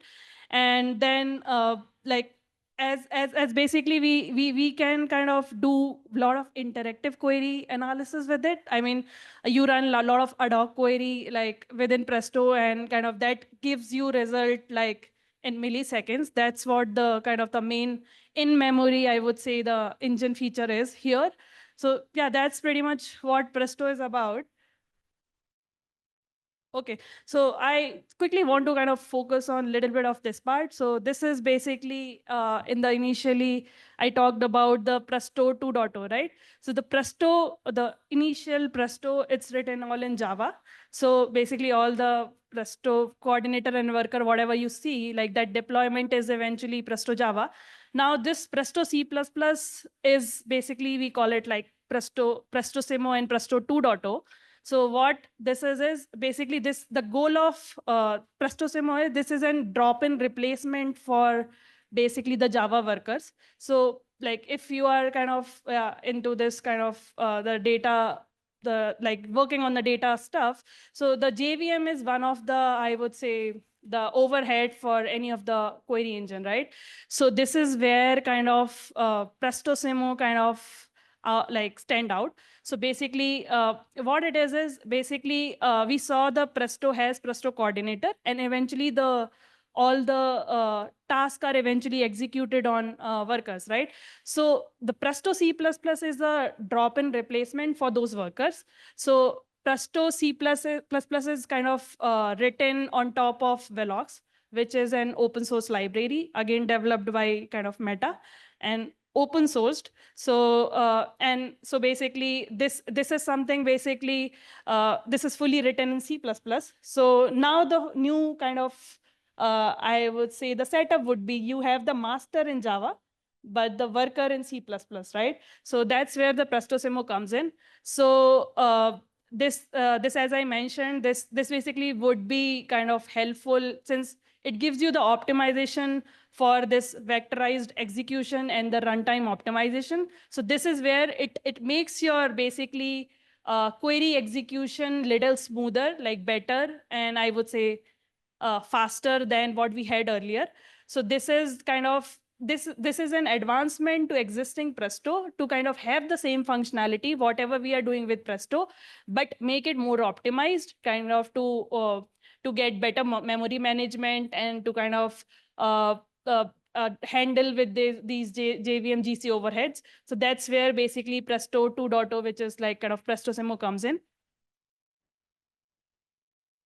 I'll go to the okay. So the benefits, like I'll not talk about Presto Simo too much, but just to give you the idea about it. So we have been kind of doing the benchmarking with Presto C++, Presto, and it has been like very kind of doing like, in terms of number, I think maybe it is like, I think maybe 2x faster than the Java, but like in some of the cases. So, and the reason is like quite obvious, right? So as I talked about, yeah, Java would kind of have those memory related issues, and Java would have the like the GC related issues. So that's where basically this outperforms. And since Velox basically is a C++ library, so this is also basically basically it's also basically a drop in it is a basically library which is getting kind of developed for Presto. And also this can be a replacement, even not the replacement, I would say the Spark 2.0, which is where also they are building the same thing. I mean, using the same Velox library, basically building stuff on C++, right, for Spark. So basically the underlying library, which would be common here, is Velox here. So which would be kind of catering the C++, kind of giving you the capability or the optimization for your kind of workers with Presto, like the C++ kind of library. So this is where kind of this fits in.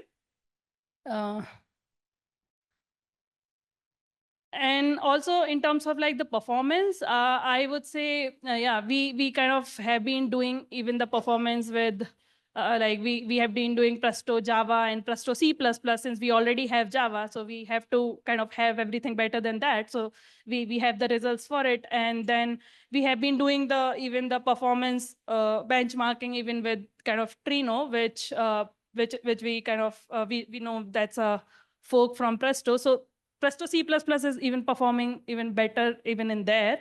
So yeah, that's where basically the Presto 2.0 comes in. So yeah, but as a user, I mean, if you are just, I mean, not looking into the code and just using the engine. So this is again, as I said, in terms of like the deployment and the infrastructure, it is going to be transparent to you. You have to again write the SQL query and kind of do your job. But this is basically under the hood that the things are changing from Java to C++. But for a user, it is again gonna be like same SQL query for doing any analysis and and connecting to any of the whatever the dashboards you are connecting to, the same way you can connect to, because the master node of Presto is still on basically Java, which is doing all your optimizer related stuff or all the optimization or analysis of query. So that's on the master, which is again in Java. So for user, it does not change anything. But yeah, if like if you're looking at the low level, that's what the change is, that workers are now kind of getting replaced with the C++ deployment.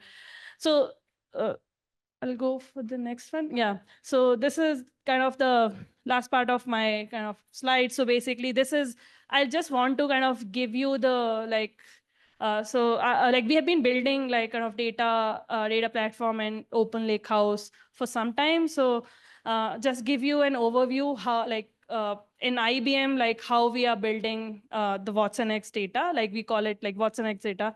So where the Presto fits in, how the open lakehouse kind of offering looks like. So we go from the kind of bottom. So first step is like you have your data in place. So the data could be anywhere, right? So it could be any clouds or any kind of like SQL engine, like any other data storage. That's the like storage layer in there. And then the data format. So you have already heard of kind of open table formats and stuff. So that is where that data format layer comes in, where you can have kind of Iceberg, Parquet, ORC, like eventually that would come in. So that would be the data layer.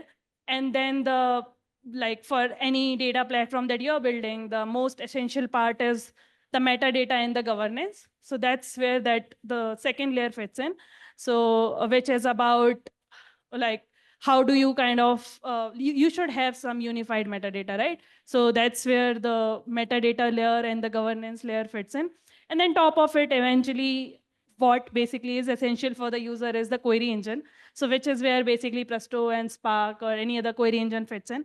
So that's where the query engines are, and you connect kind of you can connect to your own layer, or you can even connect that query engine to your kind of existing layer. I mean, you could have data anywhere, right? So eventually that's where you connect those query engine from.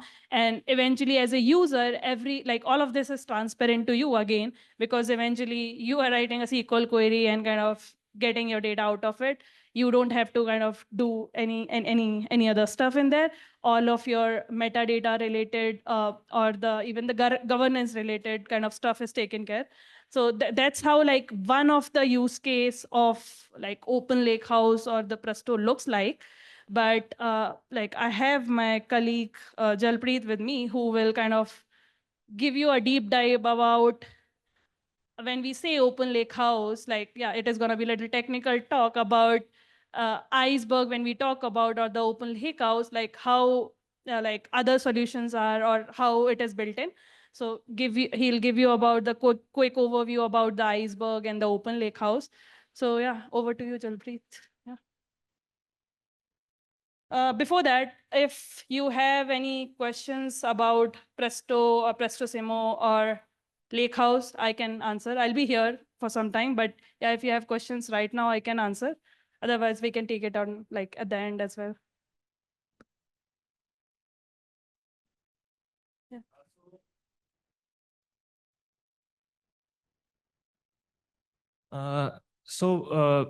The previously query engines like Presto were used individually, and like data formats like Iceberg were used individually, sort of combining them for faster retrieval, let's say. So I just want to know how much speed difference of the retrieval has been occurred after combining these two. So like when you say combining, you mean the Iceberg and the data? Yeah, so for example, given architecture is there is on the top layer, there are client tools which interact with Presto for query engines like Presto, and they connect with Iceberg, and then the data lakehouse, the data lake. So this is the basic architecture. So how much speed has been improved from the previous architecture? Okay, so yeah, I think okay. So basically, the in terms of speed, so basically, mm, it is giving you basically two advantages. One is speed.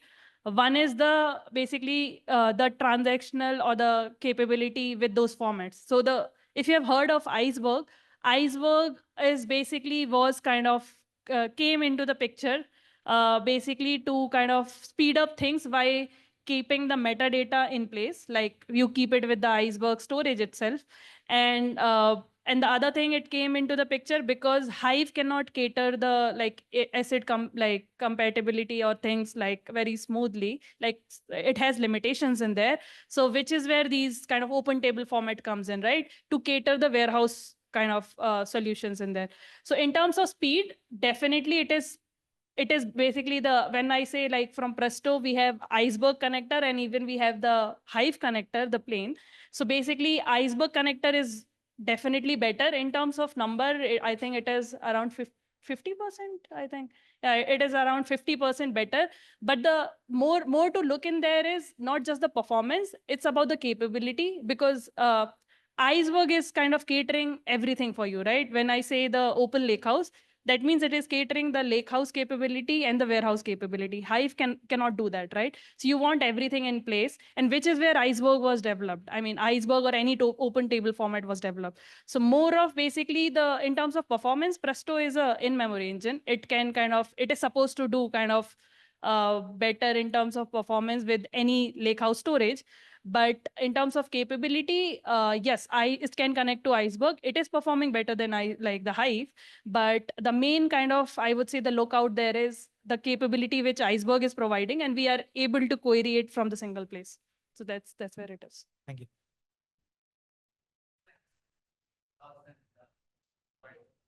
So Velox is basically Presto 2.0 is Presto plus Velox together. So Velox is a C++ library, which is basically used to develop basically Presto Simo or Presto C++.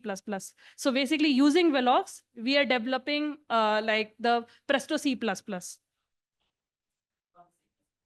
So Presto is, I would say, a name of the SQL engine. So if you are a developer, you can think of Presto is written in Java, like all the coordinator and the workers. Now the Presto Simo, which is also known as Presto C++, it is written in basically C++, the same architecture. It has the coordinator, the same Java coordinator. Only the worker, they are replaced with the same code is rewritten in the C++, which is basically in the Velox library also. So Velox is a shared library, which is written in C++, so that it could be used with Presto and it could be used even with Spark to kind of cater the like C++ related solutions. Yeah. Hello. So how Presto is different from Spark? Like both stored in memory, like both stored data in memory. Yeah. So how? So basically the idea here is Presto and like the development of Presto and Spark, I would say, is in line. So Presto was developed, as I said, open source in 2013, and Spark was kind of open sourced in 2012 or 2013, around the same time. But that time, like Spark did not have like kind of all the capability of Spark is mostly kind of relied on the RDDs. It is like you have to, and the main capability of Spark is basically doing ML or the graph related solutions. But kind of the main advantage, or I would say, it is the Presto and the Spark are kind of developed in sequential way, but the Spark has the capability of kind of doing the like on disk data storage during the execution. But basically which is where Presto kind of stands out.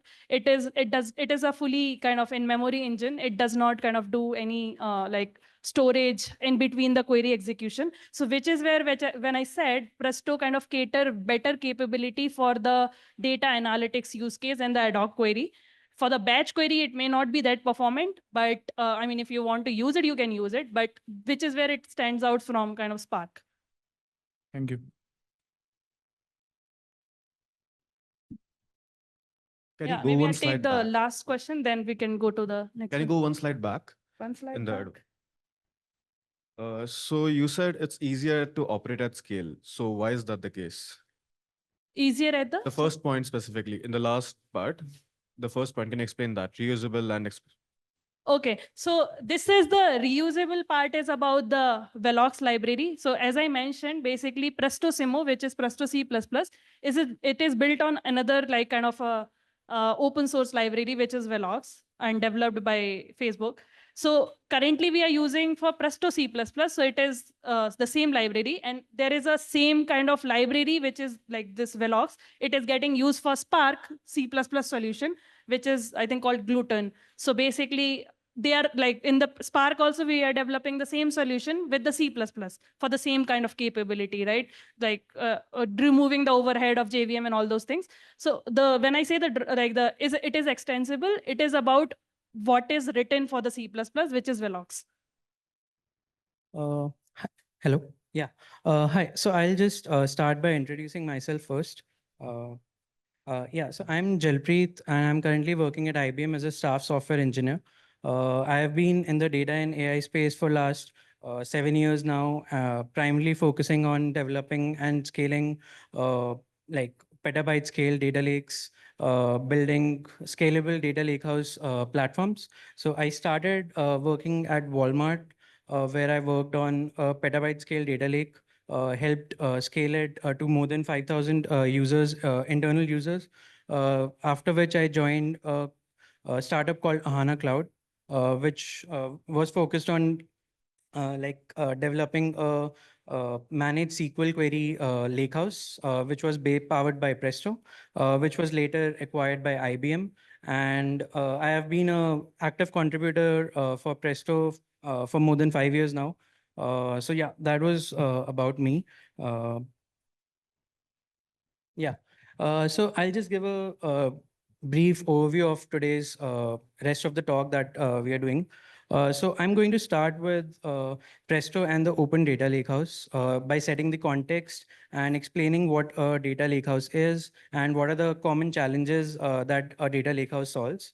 After which, I'm going to deep dive into Apache Iceberg. I'll try to explain like why Iceberg is like one of the leading table formats right now, and also deep dive into its internals to understand how it works. Next, I will be sharing how IBM has been collaborating with others in the ecosystem. I will be highlighting IBM's partnership with Cloudera and how it like how watsonx augments the current data platform, existing data platforms from Cloudera. After that, we'll look at a customer success story from Bolt. I'll show you the like legacy architecture that Bolt used and how watsonx Data and Presto helped transform it and improve the architecture.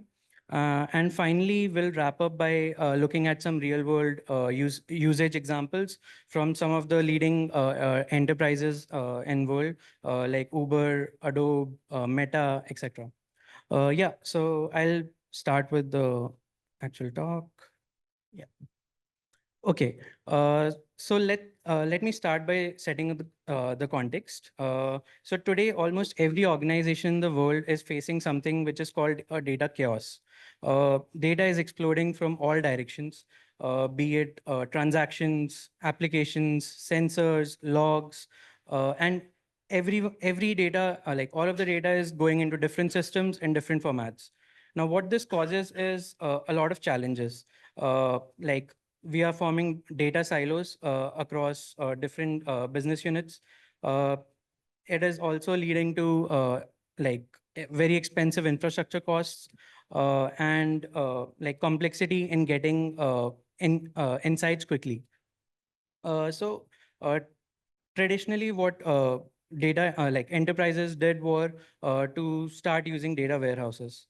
Now, what a data warehouse is, it is a centralized store for structured data. It is built for like business intelligent BI tools and dashboards.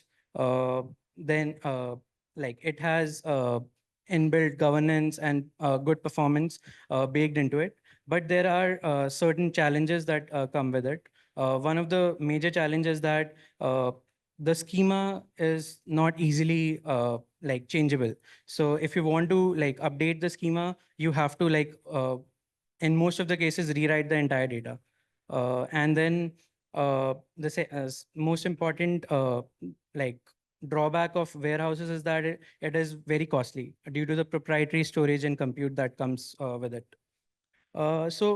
Due to address the flexibility and the cost issues, enterprises move to something which is called a data lake. Now, data lake is how is it different from a data warehouse is that it can store all types of data, like be it structured, unstructured, or even semi-structured. It can be easily scalable as it's built on a low-cost object storage systems like S3, GCS, HDFS, etc. And although it solves all of these flexibility, it gives better flexibility and low cost, there are new challenges that came up with data lakes. Data lakes lack asset guarantees. They don't have any governance, and it's not easy to query, get fast insights because there is we have to query massive volumes of data in a data lake. Yeah.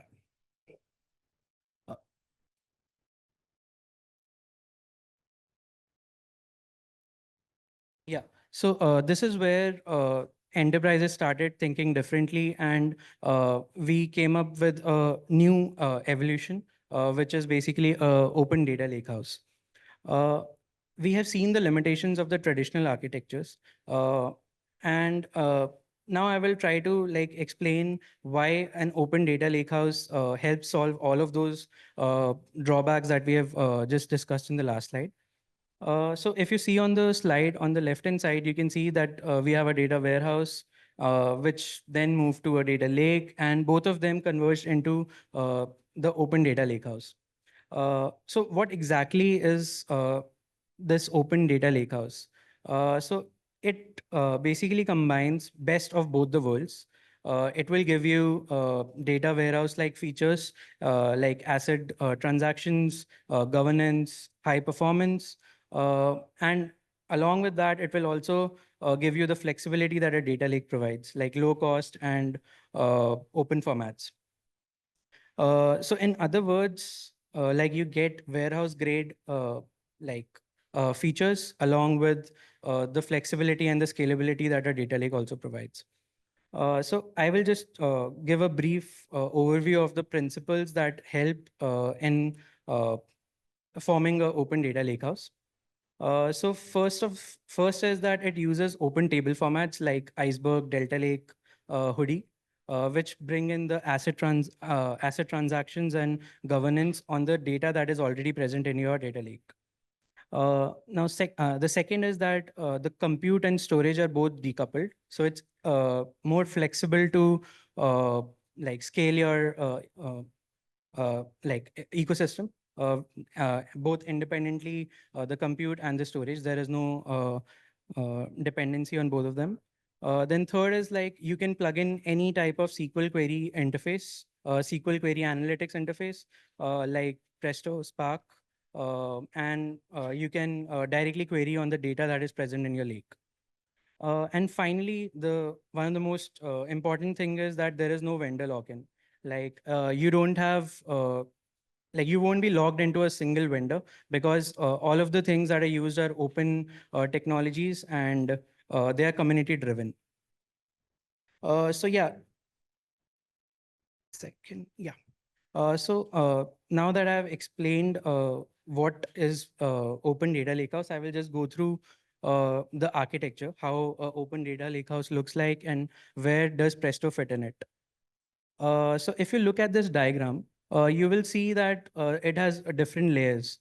So if we start at the bottom, which is the data layer, this is where all the raw data files live, right? The files are in open data formats like Iceberg, Delta Lake, Hoodie, which I talked about. And the storage systems is again, any of the open storage systems like S3, Azure, HDFS, etc. And this layer gives us the low cost benefit and the flexibility. On top of that, if you see, we have the SQL query engine where Presto actually fits in. So it is right in the middle of the data lakehouse, and it's one of the core components of the data lakehouse. As Ritika already talked in detail about Presto, so I'm not going to talk much, but it helps you like allows you to run SQL queries directly on the data that is present in your lake without having to move to a proprietary like system. And then on top of that, like Presto doesn't just work like independently. It feeds the insights into BI tools like Looker, Tableau, and like a superset. And on top of that, Presto also supports like data science and machine learning frameworks like Python, PyTorch, XGBoost, etc. Thus allowing the data scientists to directly like train their models on live data without involving any what do you say, complex ETL pipelines. And then we also have, if you see on the right hand side, we have governance discovery. So we can even plug in governance tools, security tools to keep like to have end-to-end lineage, maintain compliance and security in your ecosystem. So yeah, so I'll just move to the next one. Yeah. So I gave a overview of what is the architecture of an open lakehouse. Now, at the start, I talked about there were some challenges with both data lakes and data warehouses. I'll just try to quickly go over how a lakehouse solves all of those challenges. So the on the left-hand side, you can see all the challenges that we have seen till now that came from lakes and warehouses. So the first one is data silos. We know that data is exploding at a very fast rate right now. So what happens is that it ends up scattered across multiple systems in different formats, making it really hard to get a unified view of the data. Now, Lakehouse, with its unified open data formats like Iceberg, uh, like it can store all types of formats like structured, unstructured, all types of data, sorry, structured, unstructured, semi-structured, and it can live together and be accessed consistently. Uh, and coming to the second one, which is the high costs, like we saw that traditional architectures like warehouses are like having high cost because of their proprietary compute and storage. With Lakehouses, since it's built on low-cost object storage systems like S3, it gives you more flexibility and also reduces the infrastructure spend. Now, the third challenge that is common is rigid schemas. Now, what I mean by that is, as I talked about when talking about warehouses, it's not very easy to update your schema for the data. Like you have to, in most cases, rewrite your entire data if you're adding any new columns or deleting any columns. So with Lakehouses, what we get is something called schema evolution, in which you can easily add, remove, or update any of the columns, and it won't break any of your all running workloads. And the fourth one is lack of governance. So we saw that although data lakes brought in flexibility and cost benefits, but they lacked governance and asset transactions. Now with lake houses, we have asset transactions and time travel directly available on the data which was already present in your data lake, right? So it gives you more reliability and also auditability. Uh, the last one that I want to talk about is slow queries. So raw lakes are notoriously known for a slow query performance due to the main reason is that they have to scan through massive volume of data. Now with lakehouses, the interactive SQL engines like Presto, they give you like fast distributed query performance right on the data that is present in the lake on open table formats like Iceberg. Yeah. So, okay. Okay. So now I will dive a little deeper into the foundation of the Lakehouse, which is basically the table formats. And there are a few options that are available in the market, but one of the most widely adopted and powerful is Iceberg. So first, I will start by talking about why Iceberg. So the first point is that it is an open table format designed to be like integrated with your data that is present in your lake. That means you can keep all your data in low-cost object storage systems, and still get database-like features on top of it. The second is that it brings asset transactions directly to the files in your lake. You can reliably do inserts and deletes uh, without worrying about any data corruption. Uh, then comes schema evolution and hidden partitioning. You don't have to rigidly predefine your partitions, and you can easily add or rename any of the columns without breaking your pipelines. The next is time travel, which is one of my favorite features. You can query your data as it existed in at any point of time, uh, like by simply referencing a snapshot. This is perfect for audits or even debugging when you see some issues in the recent data. And finally, it's cloud native and vendor neutral. Uh, that is because it is built on top of, it's community driven and it's built on top of uh, open technologies. So you won't be logged into a single vendor's ecosystem. So all these features make Iceberg one of the perfect fit for the open table format um, at the heart of the Lakehouse architecture. Okay. Yeah. So now I would like to go under the hood for a moment and understand how Iceberg works internally. So at a high level, Iceberg separates your data into two layers. One is actually the data layer, which is where your actual files live, and the second is your metadata layer, where all the table information is managed and stored.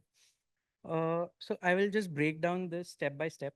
So the first thing that I would like to talk about is the data files. So Iceberg doesn't reinvent your storage. Uh, your data is stored in open formats like Parquet or ORC in your data lake. Uh, and your lake can be S3, Azure, HDFS, GCS, any of the open storage systems. That means that you're not logged in and your data is still accessible by external system, any of the other systems that you have in your ecosystem. Second is manifests. So Iceberg keeps track of these data files by something called manifests. These manifests are you can think of them as a catalog, which tells you which data files belong to which snapshot of the table. So how this helps is that it makes operations like filtering and pruning very incredibly efficient because you know which data files to actually read, and you don't have to scan through the entire uh, like uh, data in the data lake. Next is snapshot metadata. So every time you change your table like add or delete data, Iceberg creates a new snapshot. So uh, a snapshot is nothing but you can think of it as a photograph of the table at any exact moment of time. So, and this is what helps in doing the time travel. So since the snapshots are created, you can at any point of time access any of the older snapshots to view what was the table state at that moment of time. Uh, Next is atomic updates. When you modify or delete or update your data, Iceberg updates the metadata atomically. What I mean by this is whenever you are adding a row, deleting a row, or updating any of the already present data, all of these operations are going to be executed in one commit. So it's a single commit. So yeah, so this basically gives you the asset guarantees that were lacking in the data lakes. And Yeah, and the last point is, okay, yeah. So now let's try to understand how does Presto make use of all of this information and how it helps Presto to like query the data that was already present on the lake. So Presto reads the metadata and knows exactly what like files it needs to read for this particular query. Instead of brute forcing through the entire volume of data, it intelligently selects only the required files. And so what is the result of this? Is that the queries are much faster and the cost is significantly reduced. So yeah, I'll move to the next one. Okay.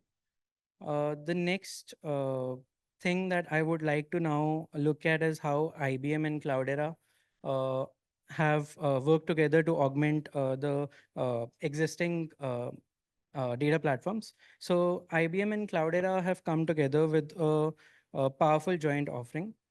Enterprises that are using existing Cloudera data platforms can now leverage watsonx data without actually architecting their pipelines or their entire platform. So I'll talk through some of the ways how watsonx data complements the existing platforms in Cloudera data platform. So the first thing that I would like to say is that watsonx data allows to query the data which is already present in your Cloudera data lake along with other sources. So there is a single point of entry. We don't need any duplication or any complex migrations using ETL pipelines. Then the data stored in Cloudera can now be directly used for your AI models using you can use it for model training and analytics via watsonx AI or even Cloudera AI, all without moving the data. The data is going to be at the same at one location. Because watsonx data supports open formats like Iceberg, Delta Lake, Parquet, ORC, it naturally integrates with Cloudera's data platform. And by tying in Cloudera's Atlas, Apache Atlas governance tools with watsonx data like governance features, we can also like get end-to-end lineage for all of the operations that we're doing.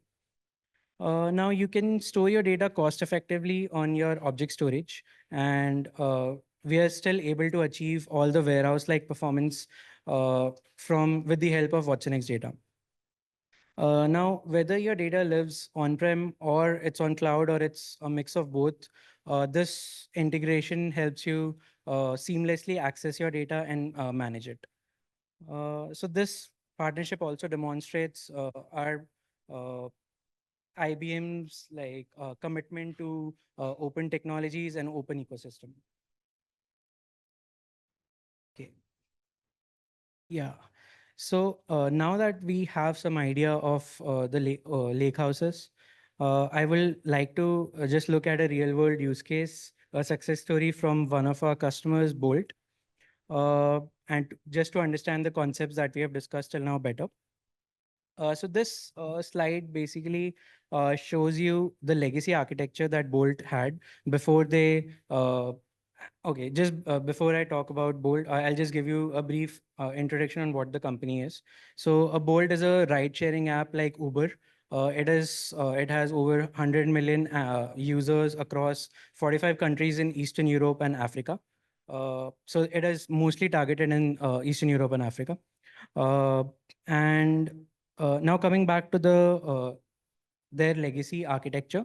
On the left-hand side, you can see that there are backend systems, third-party integrations, and traditional databases like MySQL, which all of this raw data was then first pushed into Kafka as a streaming layer, and then it was written into S3 raw storage. Now, there was no issue till here, but after this, the major challenges started to come. So Bolt had to run two separate ETL pipelines The first pipeline was ingesting the data into their Amazon Redshift, which was their primary data warehouse. And the second pipeline was ingesting some of the data to S3 storage for some other use cases that I will talk about later. Um, and yeah, so the problem of this architecture is that it creates multiple data silos. We can see that both Redshift and S3 are working almost independently. And there were Spark jobs that were like they used for processing their data, but they were tied to Redshift's formats. And then on top of that, if you see in this architecture, their BI tools were directly querying to Redshift, which basically limits your flexibility and increases your infrastructure costs tremendously. And then for some of the ML use cases, they had to rely on complex ETL pipelines to again move the data to the relevant locations. Yeah, and so in short, this architecture had a lot of challenges: higher infrastructure costs, limited flexibility, and difficulty in sharing data across teams. So this led Bolt to rethink their architecture, and that is what we will talk next. Okay. So now I will talk about the new Bolt data platform architecture and how we help transform their architecture using Presto and watsonx data along with Iceberg and Delta Lake. So you will see on the slide that on the left-hand side, we still have MySQL backend systems, third-party integrations, and they're still feeding the data into Kafka, which then ends up in the S3 raw storage. So this is the part which remains unchanged. But the big change is what happens next. Now, rather than having to separate pipelines for ingesting into Redshift and S3, what they did is unify their pipeline into a single S3 data pipeline. And they wrote the data in an open table format like Delta Lake and Iceberg on storage systems like S3. So this is now so with this, all the data lands in one unified data lake. And like and it's also present in object storage systems which are open, which reduces the entire cost tremendously and still maintains asset transactions and schema evolutions with the help of Iceberg and Delta Lake. On top of this, Lakehouse Bolt deployed Presto as their Presto and watsonx data as their query engine, and Presto enables them to run analytic queries, as we all know, without having to move the data into a proprietary warehouse. They still have their data processing pipelines in Spark, but now that writes the data into the Iceberg tables, which are directly accessible from Presto. So there is no data movement involved anywhere. And coming to the BI tools, now they can query Presto and are not dependent on Amazon Redshift, which is very expensive, which help reduce their cost a lot. For governance and metadata, they have been using AWS Glue metadata catalog along with Ranger and some of the other open systems that are available. So there is no vendor lock-in even here. The result is that their ML platform and BI tools both are now able to query the same unified data lake rather than doing involving complex ETL pipelines. So this architecture helped them with faster insights and flexibility.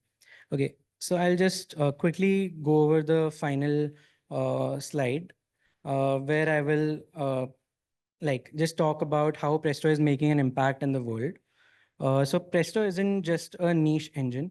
It has been powering some of the largest enterprises in the world and leading enterprises in the world. So I'll talk about a few of them and just show how massive, how Presto handles massive scale, right? So I'll first start by Adobe. So they use Presto. Yeah, they use Presto to power their digital advertising platform. Imagine running over 2,000 daily reports, hundreds of pipelines on a 7 petabyte data lake with over 400 billion records. Now that is Presto at a massive scale. And of course, we can't talk about Presto without mentioning where it was born. So at Meta, there are more than like 30,000 queries that are run every day on a data lake of 300 petabyte. So that's just enormous scale that Presto is able to handle very easily. So yeah, as you can see, there are other companies as well, Uber, ByteDance, Twilio. And what's common across all these is that there is massive scale, diverse industries, and the flexibility to query their data lakes, data where it lives actually, without having the need to move the data from one place to another. So Presto's open architecture and interactive query engine make this possible. Okay. Okay, so yeah, that brings us to the end of this talk. Thank you for your time. And I'll just give a brief overview on the ways you can join Presto community and contribute to the community. So Presto is an open source project that thrives on the community. So there are like many ways you can get involved with the community, and like it's a very welcoming community. I have been there for last 5 years, so would love to see many of you like in the future. So yeah, so if you would like to just ask questions or want to interact with fellow users or contributors, you can join our Slack channel, which is pretty like active. You can find both of us there. And yeah, so there is a QR code which you can use that. And if you would like to like contribute, whether it's code or documentation or file any issues that you face while using Presto, you can follow our GitHub repository and contribute to the project from there. Apart from that, we also have a Meetup group, which you can join to like attend future meetups.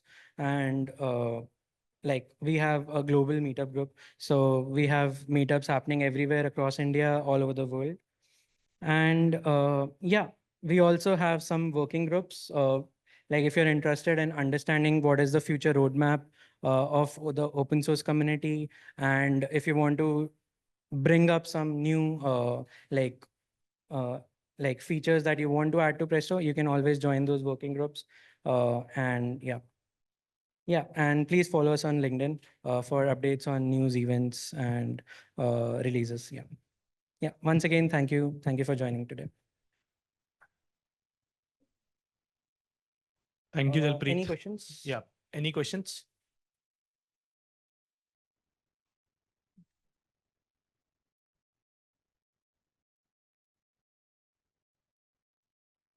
You have told that Iceberg snapshot has a way of going back to the queries or like the data. So is it a metadata, or is it going to have the whole data snapshot, copy of the snapshot or copy of the data? Yeah, so as I think I mentioned this in one of the slides, that whenever you add or update any data in Iceberg, it creates a fresh new snapshot. So there is not going to be copies of the data, but each snapshot metadata that is present in your file system will have like mapping to what files belong to that snapshot. So there is not going to be any duplicate data, but the metadata will have mapping to which data files it needs to read from for each snapshot. Thank you. Yeah. So there is a quiz, right? So it's a simple true and false question. Presto stores data internally in its own format, like Hive or Spark. Yes or no? Anyone? Okay. Why does Presto C++ offer better performance than Presto Java? Ritika shared in his presentation, her presentation. Yes, no JVM presentation, right? What key challenges does an open data lakehouse aim to solve? compared to traditional data lakehouse or warehouse? I'll repeat the question. What key challenges does an open data lakehouse aim to solve compared to traditional data lakehouse or warehouse?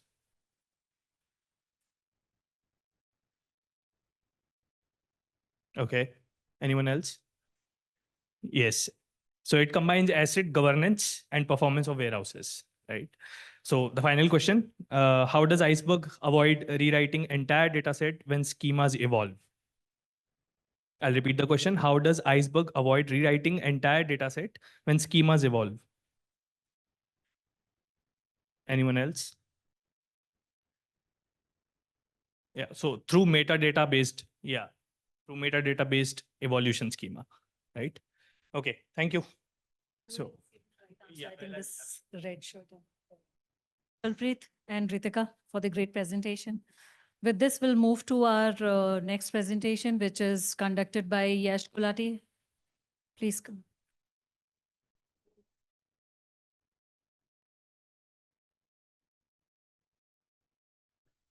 So hello everyone, very good afternoon to you guys. I hope you are not tired right now and you must have got some energy after having tea, coffee, right? So just try to bear us for some other time with us. So I'm Yash Gulati, working as Associate Partner Solutions Engineer at Cloudera.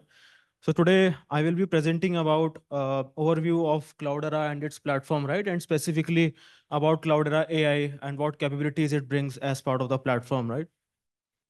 So without wasting time, let's get started. So this will be the agenda for today. First of all, we'll be looking at what is Cloudera and its platform. And then specifically, we'll be looking at what is Cloudera AI and along with some of its services like AI Workbench, AMPs, AI Studios, and inference service as well, right? And then we'll move to how we are building and delivering enterprise AI with the help of Cloudera AI services, right? And then we'll be looking at what is explorative data science and how you can do that with Cloudera. And then last but not the least, we'll be looking at what is MLOps and governance and how you can capture the metrics and performance of your model, right? When you are done with development of your models. So we'll just quickly jump to the topic, what is Cloudera?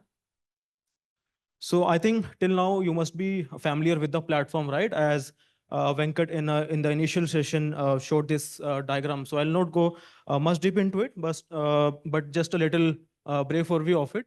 So we are a true hybrid platform, which means that we have the capability to not only sit on premise, but we have the capability to sit on all the major cloud providers as well, right? So for example, we have major cloud providers like AWS, GCP, Azure, and we have partnerships with Dell, Intel, and IBM, right? And on top of that, we have a unified data fabric layer, which takes care of your security and governance, right? So for example, if you want to create any access policy or restriction policies, so you will be coming here and do that, right? Using Cloudera SDX, which stands for Shared Data Experience. And then you have capability for lineage and observability as well, right? So if you want to capture the lineage from where your data is coming and to where your data is going, right? And how it is being transformed and used. So you'll be able to capture the lineage using Cloudera SDX. And then we have observability feature as well. So with this, you will be able to see how your workloads are performing and how much is the utilization for CPU and RAM and all related to your workloads, right? And then on top of that, we also support some of the compute services, which is your data in motion. So this is where you will ingest your data from multiple data sources, right? So this is the first step you will be using to ingest your data onto the platform. And then once the data is ingested, so you want to store it somewhere, right? So for that, Open Data Lakehouse comes in where you can store and process your data. You can curate your data. And then we also help enterprise to implement enterprise AI using Cloudera AI services, right? So to summarize all of this, Cloudera stands on majorly three pillars. So we deliver true hybrid platform. We enable all kind of modern data architectures like data mesh, data fabric, and data lakehouse.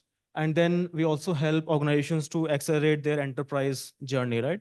So as we have seen a brief overview of our platform, so now we'll be looking at how different services are positioned in a data and AI lifecycle, right? So this slide basically shows you the whole data and AI life cycle. So what do you think? What would be the first step to get onto the platform, right? So the first step would be to ingest the data onto the platform, right? So we have a service called Cloudera Data Flow, which is powered by your Apache NiFi, Apache Kafka, and Flink, right? So whether it is batch type of data or real-time streaming type of data, so all those type of data you can ingest using Cloudera Data Flow. And then once you are done with the ingestion, then you want to curate or transform the data, right? So what is the need to transform your data? So suppose maybe your data is a little bit messy, right? You want to remove any null values, or you want to do the transformation because data has some unexpected format or improper formats, right? So you want to curate and make your data enrich. So you'll be able to do that using Apache Spark and then your Apache Airflow. So Apache Airflow is an orchestration tool for managing your pipelines and jobs, right? So you'll be able to do that, all these things with data engineering.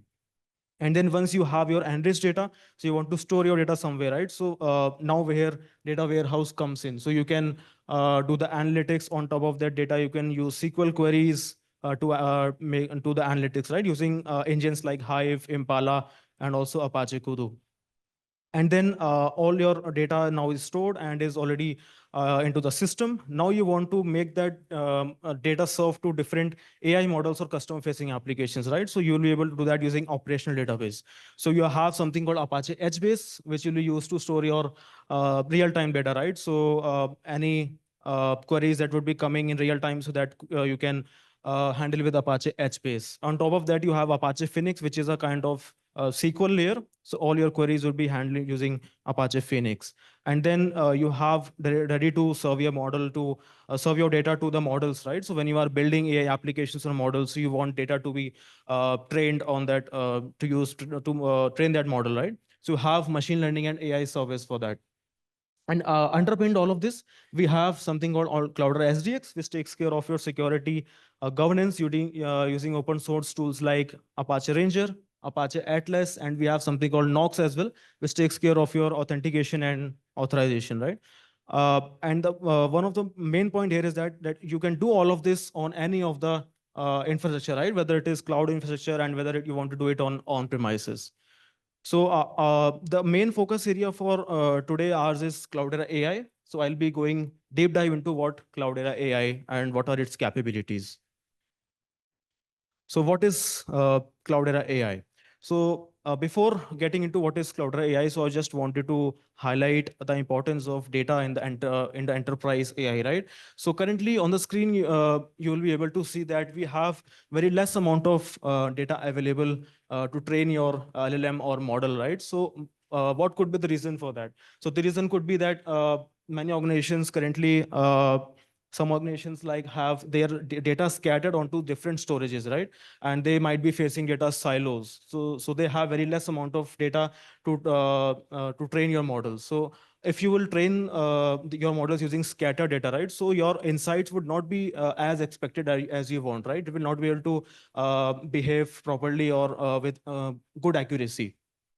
So now this is where your Cloudera Data Lakehouse comes in.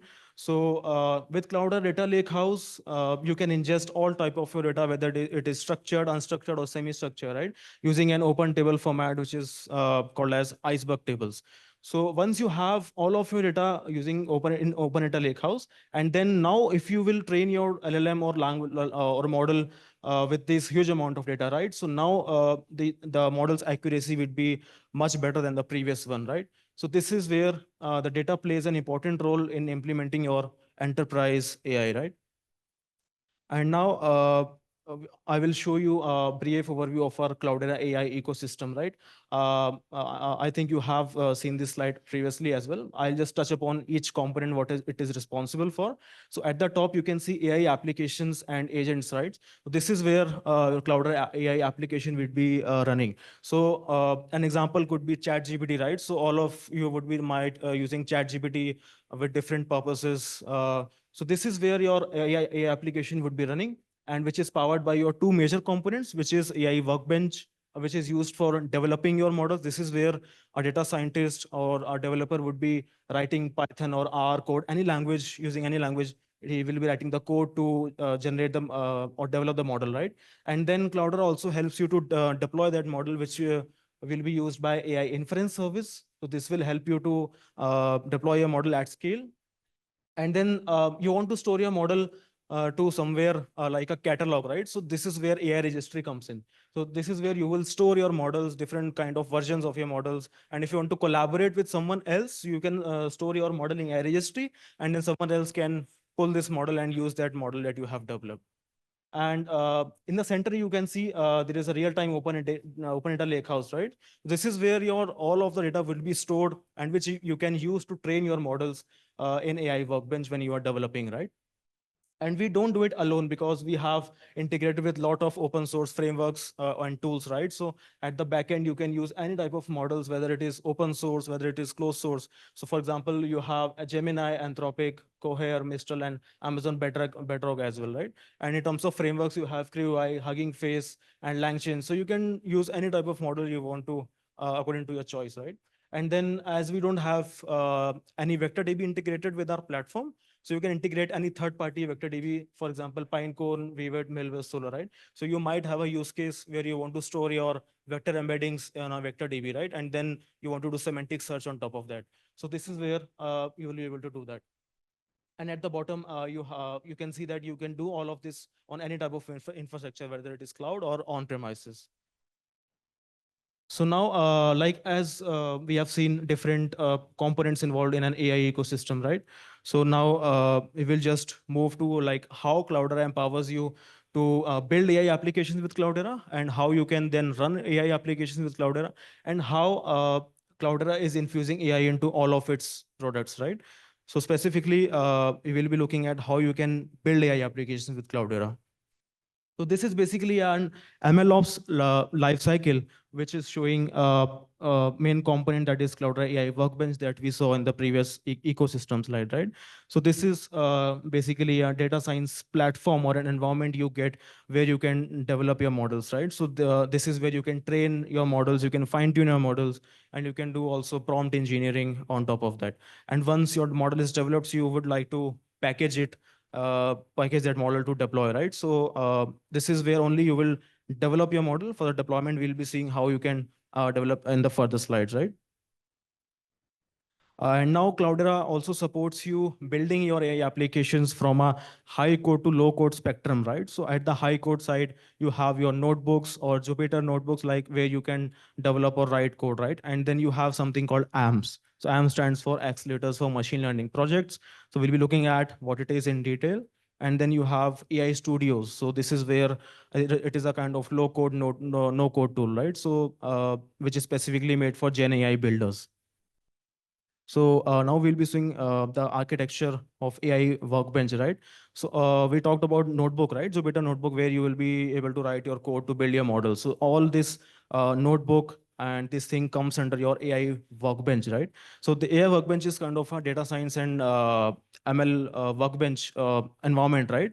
Where you can use different frameworks or models to write your code and build your AI applications. And then you have AMS also under this AI Workbench, which stands for Accelerators for Machine Learning AI Projects. And then all of this is happening behind on a Kubernetes cluster, right? So you get flexibility and auto scaling features as well, whether it's related to your GPU, your CPUs, and as you can see in the diagram, so all of these things, you get the same capabilities on both type of, whether it is on-premises or cloud infrastructure.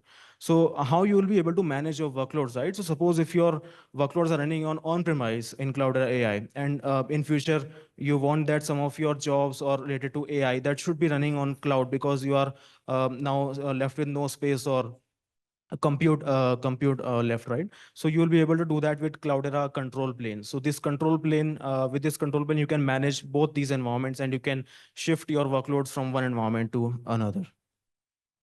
And then now we'll talk about AMS, right? So what is AMS? So AMS is accelerators for machine learning projects, right? So this is a kind of one-click deployment a type of model that you will be able to deploy with just one click of deployment. So basically, this decreases your time to value, because if you want to develop a rapid, complex model or a basic use case model, right? So for example, if you want to use churn prediction use case, or if you want to develop a chatbot just to try on and make your hands dirty, right? How AI models work.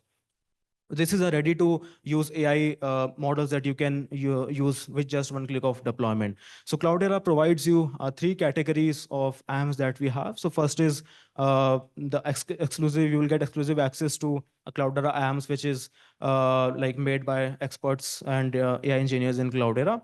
And then you have access to your Hugging Face community. So very open source and a popular community. So here you will get all kind of models that you can pull, and you can deploy that model as part of AMPS, right?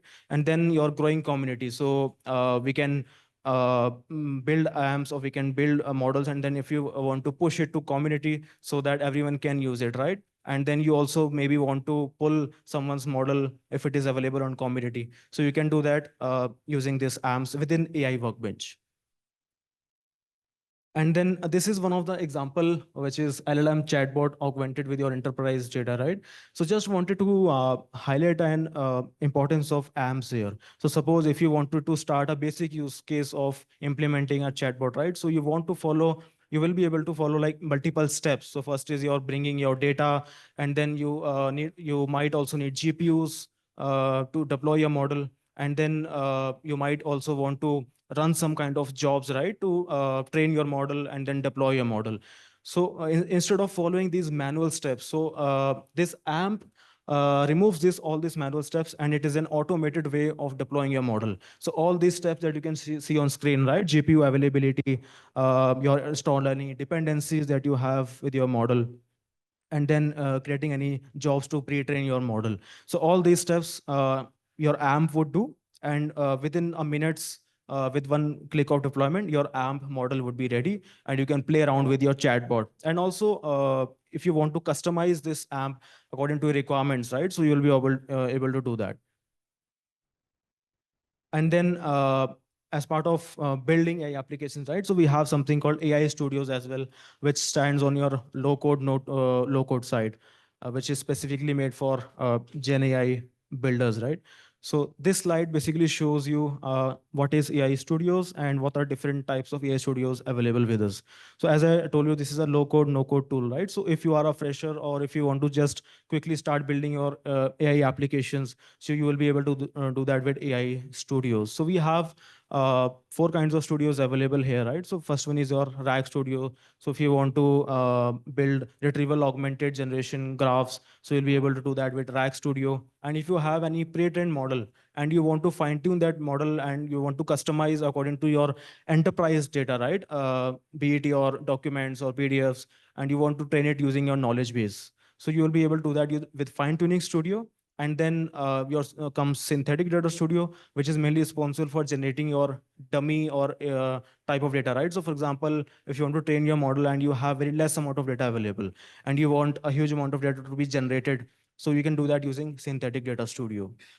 And then at last you have Agent Studio. So as already discussed about a lot of things about agents, right? So how you can develop agents. This is where you would come and you can utilize this Agent Studio to develop multiple agents. And the main importance of these things, right? This is all integrated in a unified platform. So you get everything integrated in a single interface. You have in a single service. So Cloudera AI service gives you all of these things: your AI Workbench, your AMPS, and your AI Studios, right, to build your AI applications.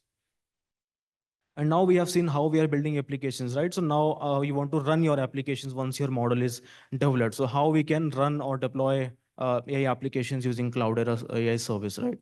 So you have something called AI inference service. And if you remember, I showed you this life cycle previously where we were talking about Cloudera AI Workbench, right? How you were developing your model.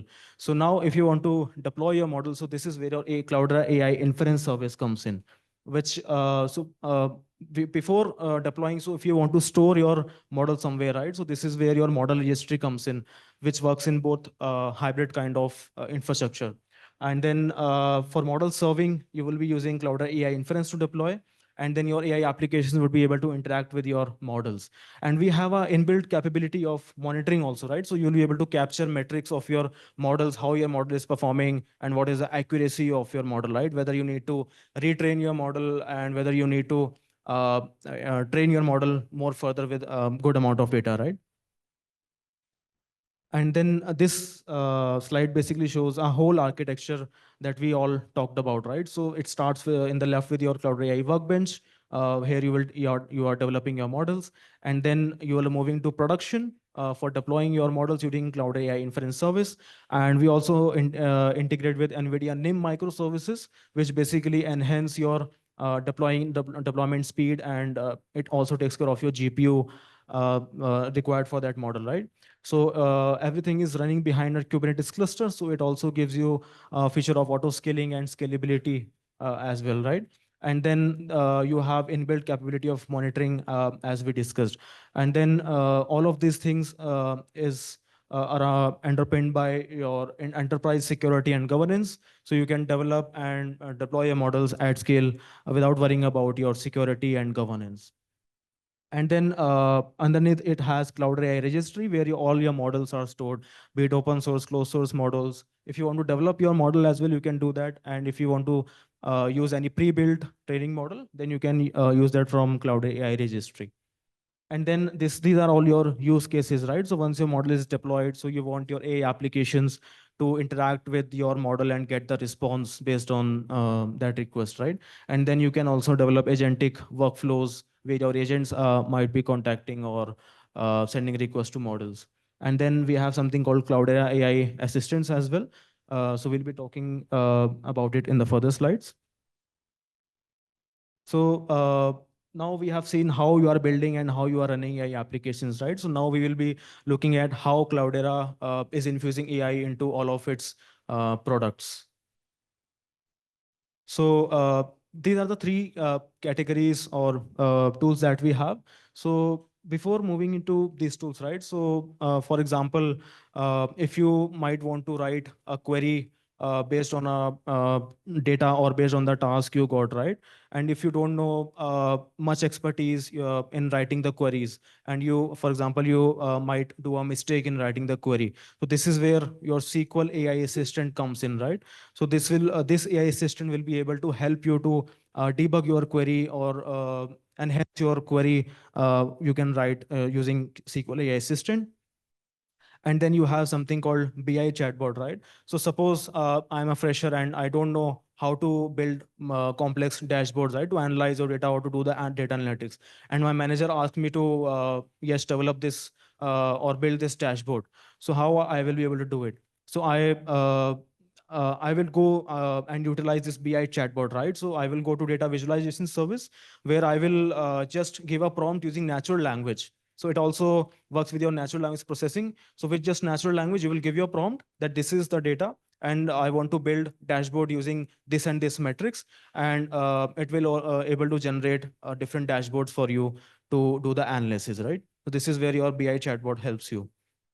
And then you have something called ML Copilot. So for example, if you want to debug your code that you are writing to develop models, and if you want to troubleshoot your code. So currently how we are troubleshooting, right?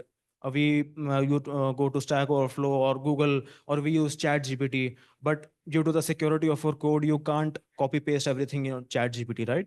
So this is where your ML Copilot comes in, which is our internal inbuilt tool in the Cloudera AI Workbench, where you can utilize this ML Copilot, which will help you to troubleshoot and debug your code.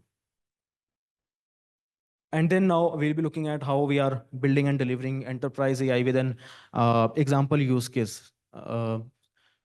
So this is basically a use case of call center data, call center audio data that you have with your data warehouse, right? And how you can build and deliver an AI model to do the analysis of this audio data. So all of these things, first of all, how you will be building your model, right? So first of all, you will ingest your data using Cloudera data flow. And then once you have ingested all of your audio data, then you want to convert that transcript data into a text form, right? To do the analysis. This is where you will be using Whisper AI, Whisper model from OpenAI. from Hugging Face community. So now, once your transcript data is generated into a text form, so now you will use Amazon Bedrock model behind the scenes, right, to do the sentiment analysis of the data, or how the customer is, what are the issues that customer is facing. So these all analysis, you will be able to do that using Amazon Bedrock model. And then, so you have now your audio data. And now if you want to integrate or map your existing customer data with that audio data, so that you will be able to do that with data engineering.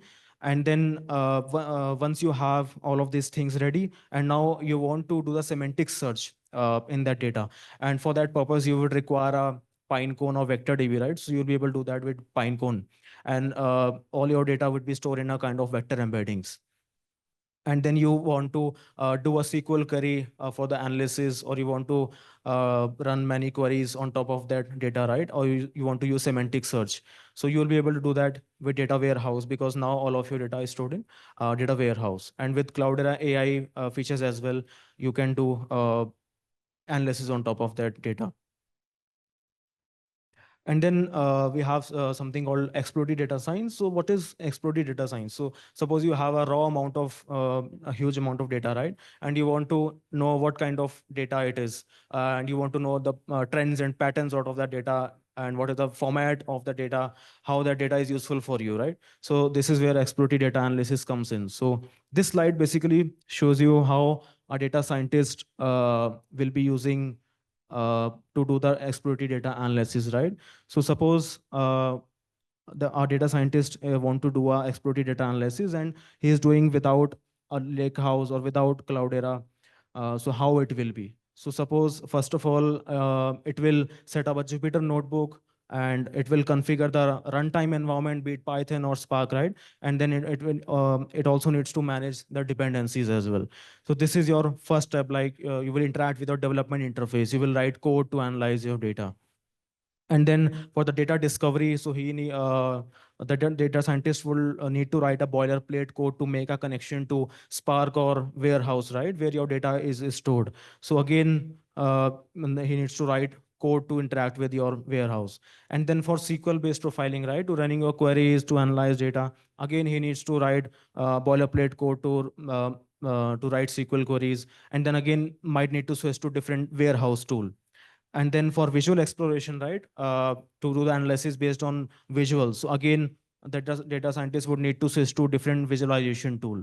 So this basically, these are steps, very like repetitive kind of steps, and it will also take large amount of time to do the exploratory data analysis, right?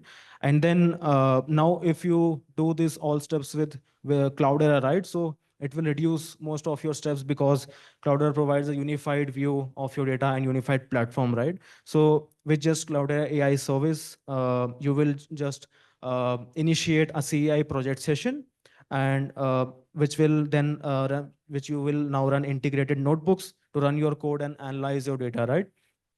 And then this embedded UI interface, it also has SQL, a connection with data warehouse. So you don't have to write a boilerplate code to make a connection. So with just one click of connecting your Hive URL or Impala URL, you will be able to connect to data warehouse on a same interface. And then for visual explorations, to make different kind of build visualizations or diagrams, right? So you will be able to do that using data visualization service, which is also integrated in that same UI interface. So this slide basically tells you what all we discussed, right? So how you will be able to do EDA, explorative data analysis with Jupyter Notebook, and your visualization, right? So this screenshot shows how you can just initiate a Jupyter session, and you will be able to write your code to do the analysis, right? And then if you want to do the analysis using visuals, so this is Cloudera Data Visualization Service. So this from the same interface, you can just click a data visualization service, and you will be able to connect to your data warehouse, and you will be able to build multiple dashboards out of it for doing the analysis. So this is how you will be able to do Cloudera explorative data analysis with Cloudera services. And then this is our basically last topic, but not the least. So we how you can measure your metrics and performance of your model, how it is performing, right? So before moving into this, like I would like to highlight what is model lineage, right? So model lineage means from where your data is coming. You'll be able to know that data source, and then which type of model you are using to train your model, which type of from like where your data is coming. Okay, and then which type of surveys or transformation you are doing with that data. So all these type of lineage you will be able to capture using Apache Atlas. Atlas is an open source tool which helps you to track all your this lineage, right? So on this in this screenshot in the left hand side, you'll be able to see there's a search filters, right? So on what model you want to capture the data lineage, so you can search using these search filters. And then in the right hand side, this basically shows a graph of your model lineage, right? So this each block basically represents a type of data source or a type of process you are using, or which type of model you are using. So all these things it will capture, and you'll be able to double click and see in more detail, right? So what predictions you are making using that model. So all of those things you will be able to capture using your model lineage. Yeah, so thank you everyone. This was my last slide. So you have any questions, then I'll be happy to answer that.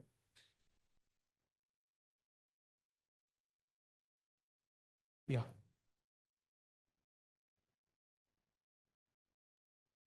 Does Cloudera has any interface like Google's AI Studio to try out all the things for free, just to understand the inner workings of Cloudera products? If you want to try Cloudera, right? So you have a 5-day free trial license that you can apply on the website, right? And if you want to only use Cloudera AI, so we have something for that also. So you can just contact with Cloudera if you want to try these features, right? Thank you. So now I would like to hand over to Manik to just share his presentation. Thank you. Thank you, Yash. Your laptop.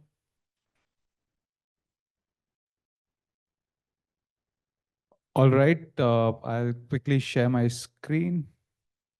Okay, so first of all, thank you everyone for staying back all the way till the end. I was just going through some of the last sessions that I delivered, and there is a pattern that I realized. Most of the talks that I do is either before lunch or after lunch. So either people are waiting for lunch, or they're hungry, or they're sleepy, right? So it becomes very difficult. So hope, and sometimes I have close to 60 to 80 slides, right? So it could take some amount of time. So please bear with me. All right. So yeah, I'm here to basically talk about, so you saw folks from IBM, you saw folks from Cloudera talking about the different technologies that we have as part of the data lifecycle, right? So I want you guys to also look at it from a perspective where how two organizations who are in the same space can come together and collaborate instead of competing, right? So this presentation is going to be about how Cloudera and IBM collaborate together. So I'll basically start by giving you a overview of what our organization is and a little bit of evolution of Cloudera, right? So we are not new in the space. We've been in the data space for quite some time, started back in 2008. So we were one of the first organizations who pioneered a lot of stuff around the Hadoop file system, right? We built technologies on top of that.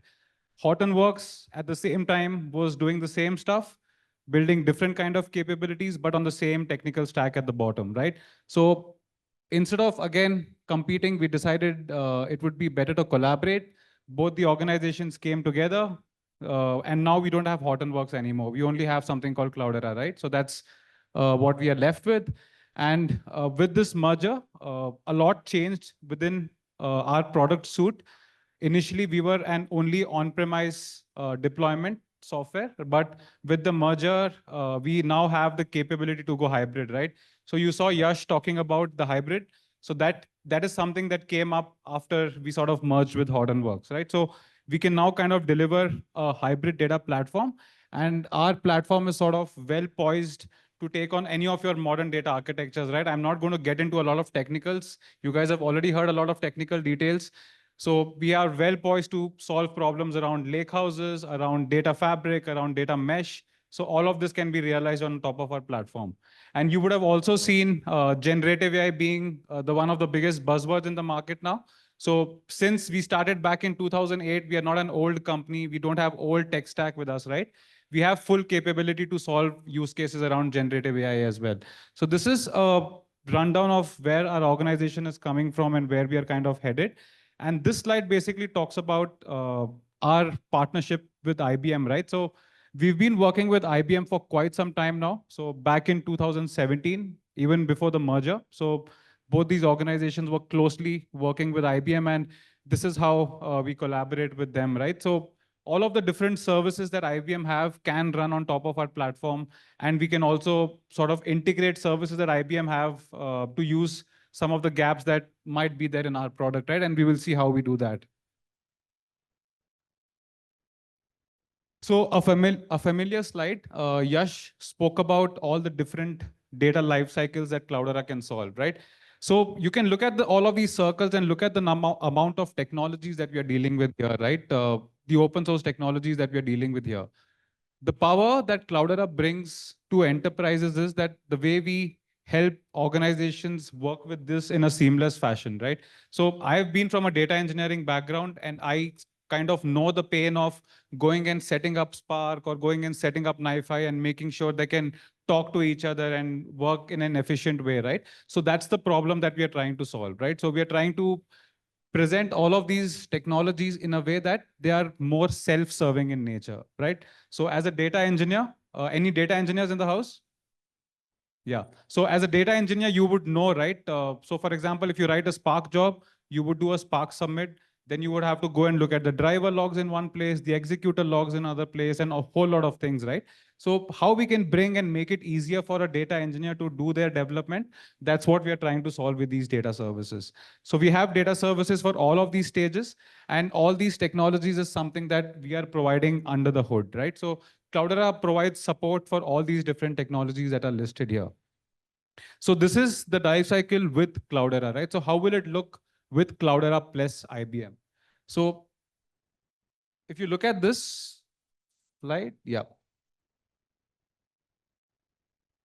So this is the same life cycle, but we have collaborated the different technologies that we also saw today with IBM, right? So IBM spoke of Presto, there we spoke of Watson X, and this is how we can integrate all these different services and these different stages of the data lifecycle, right? So you heard about the technologies, but now you can see that where they can be used and how they can be integrated, right? And to make it very easy, IBM has sort of chosen Cloudera to be their preferred partner for any real-time data movement requirements, right? So one of our strongest capabilities around creating ETL workflows using NiFi and all mini NiFi and Kafka and all of that, right? So that capability of Cloudera is being leveraged heavily by IBM to be able to provide data efficiently to, say, Watson models running in Watson X, right? So that's how it is being used.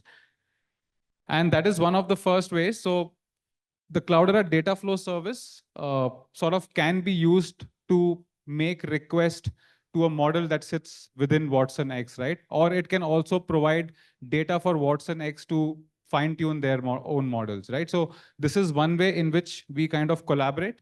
And to make it easier, we have all of this created as part of a ready flow, right? So what is a ready flow?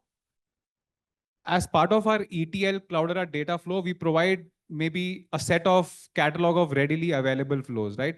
For example, I'm a business analyst. I don't have the technical skills to create a NiFi flow, right? All I want is to move my data from A to B, right? So these ready flows help those kind of people to do what they want with our platform, right? Without having any technical skills around how NiFi is to be used or how Spark is to be used. So in a similar way, we have ready flows that sends data from S3 to Watson X, and then Watson X can use that data to train its models or fine tune its models as well. That's one way of how we integrate with things, right? So these ready flows make it easy. The other way that we integrate is that our own Cloudera AI service, right, which Yash spoke about, right? So there are multiple capabilities within the AI stack, and we also integrate our AI stack with what Watson X has to provide, right? And how do we do that? So we spoke of AMPs. Yash spoke about AMPs, right? So can someone tell me what is the full form of an AMP? No, lift your hands. I want one person to answer. Sorry? Accelerated machine learning prototypes, right? So with AMPs, what we are trying to do is we are trying to make development faster for enterprises. And all of us have seen that generative AI is moving at a pace where it's very hard for us to keep learning new and new technologies every day, right? In the last 2 years itself, so much has changed. So it's not very easy to find skill sets, and that's where AMP comes in, right? So if organizations want to implement a use case, they don't have the skill sets, they have a template for them to get quickly started with. So for the same scenario, we have an AMP which does text summarization using Watson X, right? So very easy for organizations to start using our AI, and at the same time also leverage capabilities that Watson X has to provide, right? So these are accelerators that we have. There are places where you can learn more about this. And I was lying about the 60-80 slides. So thank you. And we can go for lunch. Yeah, but if you have any questions around what is Cloudera or even for the IBM guys at this point, I know you will not, but if you do, please let us know. We are here to answer them.